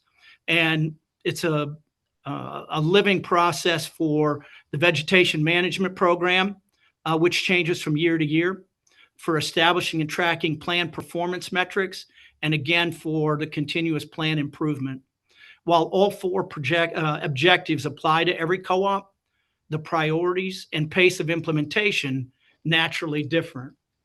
So what does mitigation look like in practice? Specific mitigation strategies are risk-based with decisions made in a locally governed framework. And the key point here is that every dollar that is spent is directed and is based on an assessed risk. Some examples include increased vegetation management in those high-risk areas, managing that vegetation near power lines and other electric equipment to decrease the volume of the fuel and slow the potential spread. In grid hardening, whether that's additional pole inspections, in putting in steel and concrete poles, fire protection for wood poles, recloser upgrades, and early fault detection are all things that a number of our cooperatives have engaged in. Advocating for smarter land management policies like Fix Our Forest Act would allow co-ops to better maintain power lines on public lands and reduce wildfire risk. For example, and it was earlier mentioned, in the Cimarron National Grassland, Tallgrass Prairie National Preserve, in and around federal reservoirs and military installations.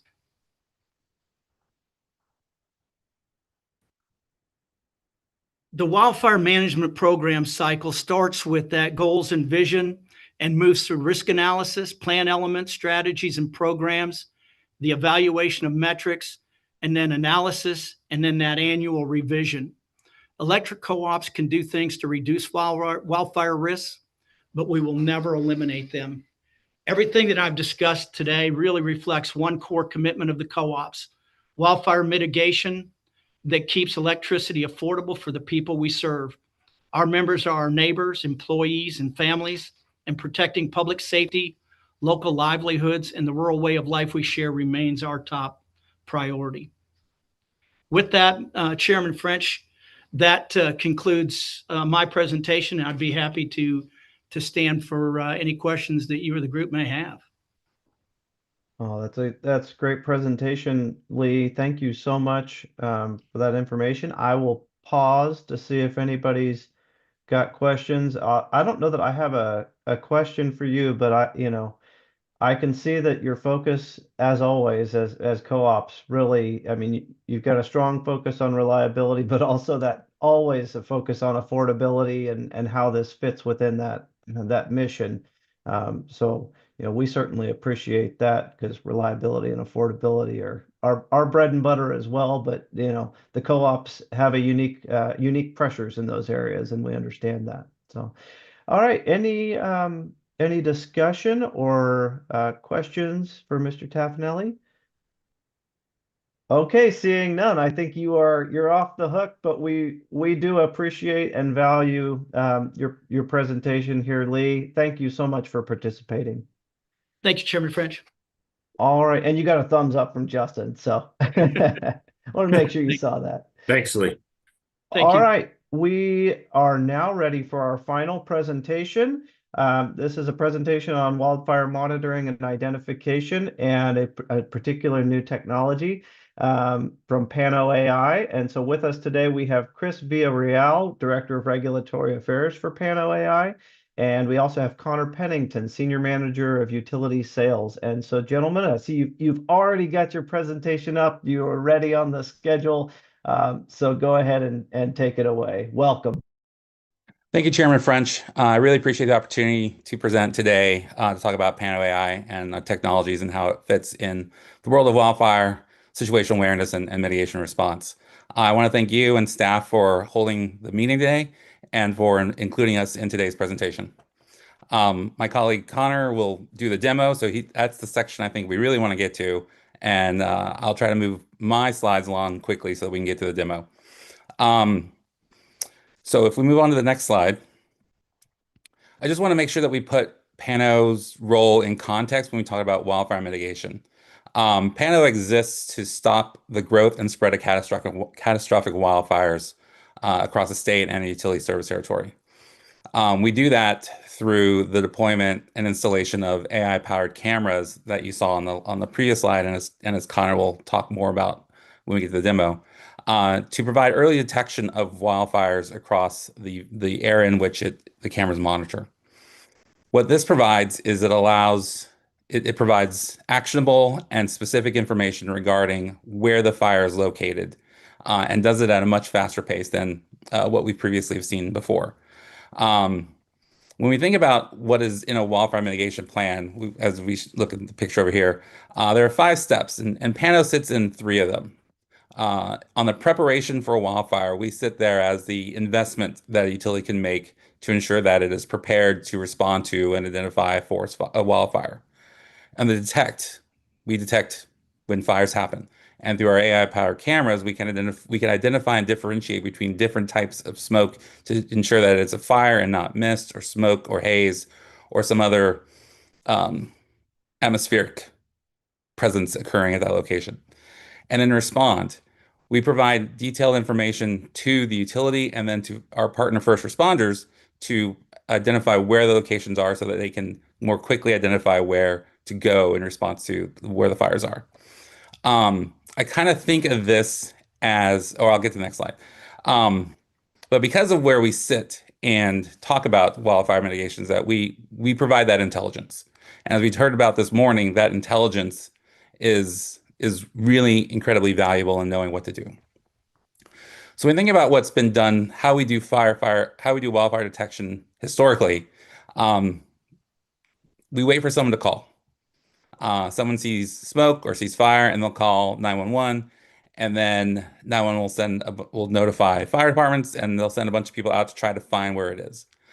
And then they will confirm with dispatch, and then the broader swath of response will occur. Because we are able to identify where the fire is occurring with a higher level of accuracy, the responses, the first responders can go more specifically to where the fire is located. So I kind of think of this as how we thought about AMI, where when we had an outage, the utility only knew where the outage was when people called to say we had an outage. And as people started to call, the utility got a sense of the perimeter of the extent of the outage. And only then could they adequately respond to addressing the outage. Similarly, when we think about wildfire responsiveness, when people call, they give you an idea of where it is. And it's only after multiple calls and multiple efforts to go and identify it, can you then target it. And much like with identifying outages, timing is really important. Knowing where things are is really important. That reduces the time for the event to grow and allows the responsiveness to be far more targeted, faster, and help to minimize and limit the extent of the fires. Next slide, please. So Pano grew out of the wildfire events across the West, and we've been expanding across the rest of the United States. Chairman French, you mentioned earlier about reading the news, and certainly I imagine you're well aware of the news of the last few weeks, where wildfire events are no longer really limited to the West Coast and the Mountain West. Just this week, we know that there are wildfires that were occurring in Georgia and in Florida. I am in Minnesota, and we've had a handful of fires here in Minnesota. And so these are really no longer being limited to the historical fire regions. And so one of the important components of this is that we work really closely with our utility partners, as well as local governments and state government first responders, to ensure that the information that is collected and provided is shareable and available to those who need it. As you may note, your state currently is not colored, but I will note that we've had really productive conversations with Evergy to work with them to identify where we might be able to work together. And Connor will go more into detail about how information is shared with local governments and state governments. Next slide, please. We've already seen this map that was presented earlier today. I won't spend much time on it other than to note that fire risk is present across the state. Again, I think I'll just leave it at that since we talked about this slide already. But we are aware that wildfire risk is growing and is differing across the state. And my last slide, I just want to make sure that we are aware that costs of forest fires, as Jed talked about earlier, are growing. And they're growing in a bit lumpy because California has a lot of fires and other areas don't. But that doesn't mean there aren't costs anyway. And we know that wildfire costs are an increasing component of customer bills. The LBNL report earlier this year identified what those costs are. And the important takeaway is that those are growing and will continue to grow. And so with the conversation around affordability being such an important topic across the country and in front of regulators, I think it's important to recognize that wildfire costs are not just limited to responding to a fire, the damage that might occur to a piece of equipment, but there are costs that are incurred on customer bills. The type of investments the utility may make are going to be recovered in customer bills. There are also costs associated with utility financial health. PG&E went through a second bankruptcy in response to wildfire costs. And so the extent that the utility is prepared and able to mitigate fires reduces those risks upon the utility. And lastly, there are also costs to the reliability and resilience of the grid. If a piece of equipment gets burned down, that knocks power out to those consumers, and that has a cost to the consumer as well as to society more broadly. And so understanding the types of technologies that a utility may consider to employ is important to understand that they are all part of a plan. So we have hardening, as Evergy was talked about earlier. But as you look at other utilities around the country, there are other components as well, including things like situational awareness. And that's where Pano sits, is in the situational awareness. We are there to help the utility identify and respond to these things in advance before greater costs get incurred by them and then passed on to consumers. before I hand it off to Connor, I'm happy to answer any questions if you have any, or we can save them all to the end. I don't see any hands yet. So let's go ahead and keep moving forward, and then we'll see what we've got at the end. Great. So I'll hand it off to Connor Pennington to do the demo.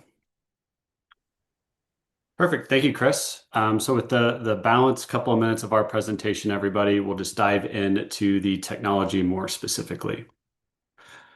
So as Chris mentioned, here at Pano, why we were founded as a company is to stop the growth and prevention of these catastrophic wildfires.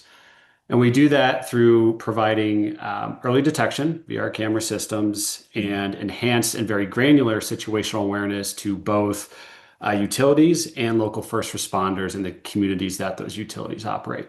How does all that happen? So there's really three pillars to our offering. First and foremost is the hardware. So every Pano station, I'll use the term today, is comprised of 2 ultra high definition cameras that are operating 24/7. That data feeds into our proprietary AI detection algorithm, which in turn, when an alert happens, feeds into our software interface. So let's take a minute and dive into each of those. And since I know we're the last presentation, we've seen a lot of slides today, thought we'd do it via video, change it up a little bit. So what you're seeing on the screen here is a Pano station. And again, each one is comprised of 2 of these ultra high definition cameras that run day and night. And we do have separate detection algorithms to detect smoke day and night. And we will partner, as Chris mentioned earlier, with a utility and government. So we work with utilities and governments to identify what we would call a region of interest. So a specific high risk region, maybe a service territory. And then our operations team works to identify great strategic locations to build a network focusing on early detection. So one key item to call out is that each one of these cameras is capable of a 30x optical zoom. The reason that's important, everybody, there we go. The reason that's important is because while we're going to put these in a strategic manner, wildfires aren't always so kind as to start where we put these locations, right? So we need to be able to detect them from miles and miles away. And that's Quick question, Connor. Are these placed on existing utility infrastructure or communication towers, or I assume that the towers are not purpose built, that you are looking for infrastructure that exists that would be a good location? That is a great question, Chairman, and thank you for it. We can mount on utility infrastructure, and we often have, but we are not limited to that. So in fact, most of our stations today, we have over 500 of these, are deployed on what we would call third-party or public towers. So think cell phone towers, or there are companies who have this as a business model, like American Tower, and they lease space. We can identify those as well. We're really agnostic. Our operating focus here is on building the most reliable and the most strategically built network that we can. Yeah, makes sense. Great. Thank you. Perfect. So these cameras combine to take an uninterrupted view or picture of the surrounding territory every minute. It's this image that then feeds into our detection algorithm. So another video here, what you're going to see is how that works in practice, with smoke being identified and then our AI detection algorithm spotting that smoke. Now, what I want to call out is there are 2 parts to this here at Pano. There's the proprietary algorithm, which detects it, but we also layer on a human verification element. And the reason for that, and it's somewhat been brought up today, is differentiation of different types of smoke, or really getting at reducing false positives. That's our step. And we can and are in the process of building in prescribed burn data into that, so that is incorporated into our modeling as well, and verification processes. So it's a holistic approach that when one of these alerts is fired, it's actionable, and it's not a boy who cried wolf situation. Now, this alert, once detected by our algorithm and verified by our team of analysts, will feed directly to our software platform. And we communicate that alert out by email, but also by text message. So as Chris mentioned earlier, when we think about the legacy approach of how wildfires were identified, and someone's calling in and saying, I see wildfire over there, that's great for dispatch, but not super helpful, right? Because they're going to have to verify it. We've got high winds, we've got low humidity, we've got dry vegetation. This wildfire is growing, it's not stopping. Compare that to this workflow where it's sent directly to a fire chief's pocket or utilities pocket. They log in and you can see across the top here, start time of the incident, specific GPS coordinates, live video of where the incident is, and also keep in mind the ability to leverage that optical zoom and zoom in and immediately size and scope up an incident. That's really our gold standard when it comes to how do we accelerate response. And I'll share anecdotally that we often and have had documented case studies where incident commanders have made an initial decision for rapid attacks solely based off the intelligence provided within the Pano platform without having to visually verify any of the details. One item I want to specifically call out, and it's come up a couple of times in some of the other presentations, but is the importance of community engagement. Now, everything we've talked about here at Pano, we are a holistic end-to-end service provider. So we take care of everything when it comes to onboarding, enablement, installation, maintenance, and training. But core to this is onboarding and training of the local first responder community. Because unless we're a California utility, the vast majority of the time, we're not going to have our own firefighting force. So we have an entire team here that's dedicated to, once we stand up a network, onboarding those local first responders so that when an emergency happens, they know how to use the platform and how to use the data. Because the reality is, and when we think about affordability as well, we can spend all the money we want on technology. But if the folks on the ground don't know how to use it, don't trust it, and don't believe it, it's not going to lead to the impact that we want. So again, we take that very, very seriously here at Pano. And we're very proud to share that we have over 800 fire agencies that use our platform and over 3,100 end agency user from our current deployments across 17 states. Now to bring this to life a little bit, I thought I'd share a case study from the Panhandle in Texas called the Blue Hills Fire to show how this works in practice.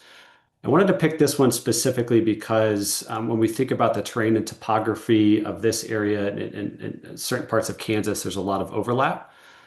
And this deployment was in partnership with Xcel Energy. So going through the incident, it started February 1st of 2025. And for those with long memories, you'll recall that this is actually very similar timing to when the Smokehouse Creek fire occurred in 2024.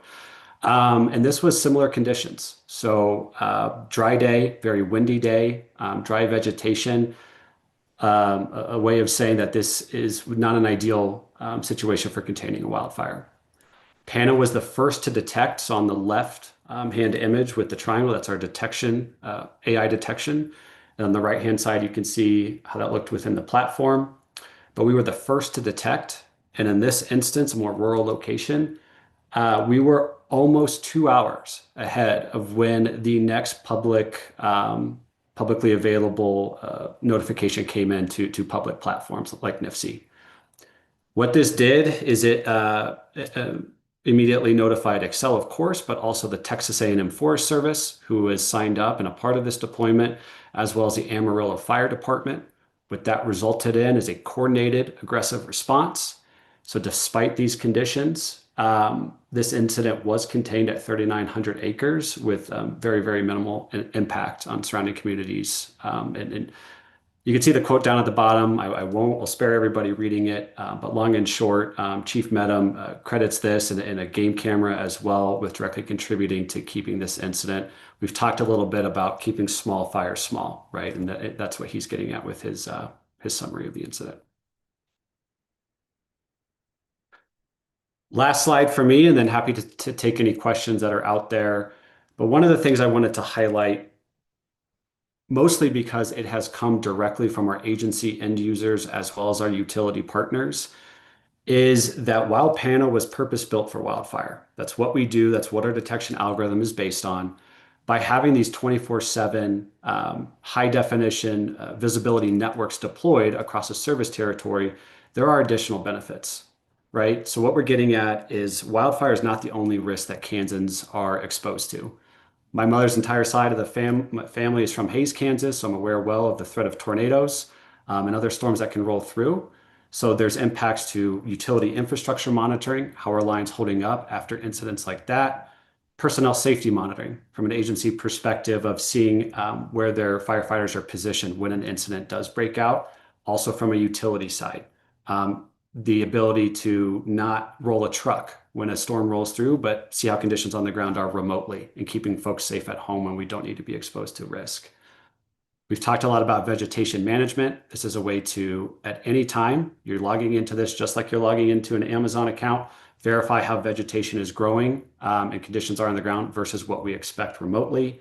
And then we do have a whole host of weather analytics that are available within the platform and for use among our agency, any of our end users, agencies, governments, or utilities.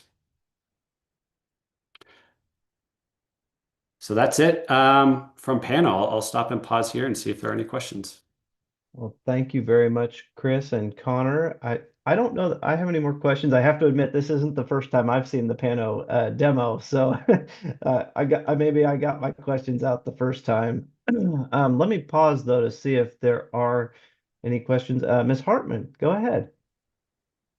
Yeah, not my first time to see him either. I got to see you guys at the WUI conference this year, and it was really eye-opening. A couple questions that came up there that I would like to see, like kind of what our Kansas contingent has to say about it is it a public platform or just to those who are assigned to look at it? You know, is it for public, and then the privacy side of it as well?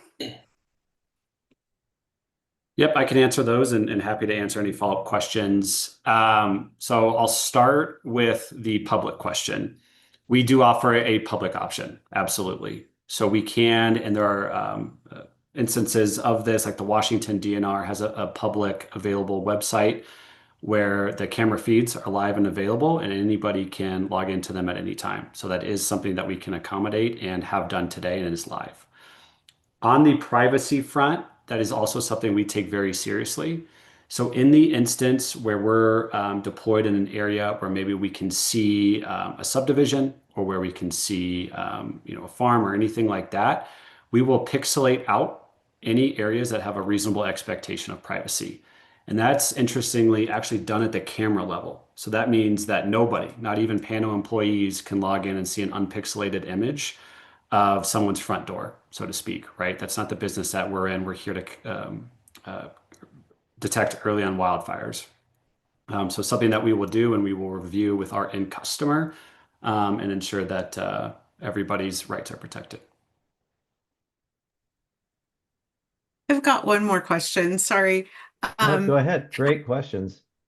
How tall do your cameras need to be off of the ground, or what is usually your standard? Another good one. In short, it depends. If we think about a mountainous state like Colorado, higher is always going to be better. So 100 feet, couple hundred feet off the ground if we can, with the objective of seeing over ridge lines, mountains. We want to get as uninterrupted a view shed as possible. Going back to the case study, if we're somewhere like the panhandle of Texas, we don't have to be quite as high. And we've had instances where a pole on the top of a fire station is plenty sufficient for what we need to detect. So that's a part of our evaluation process. It is very robust. We start with a remote analysis that's done by our team of analysts. But when we stand up one of these deployments, we go so far as to send our team out to evaluate potential mounting sites in person and make sure we fly drones as well to get a bird's eye view of what the view shed would actually look like, with a focus on quality to make sure that what's available meets the requirements of the surrounding topography.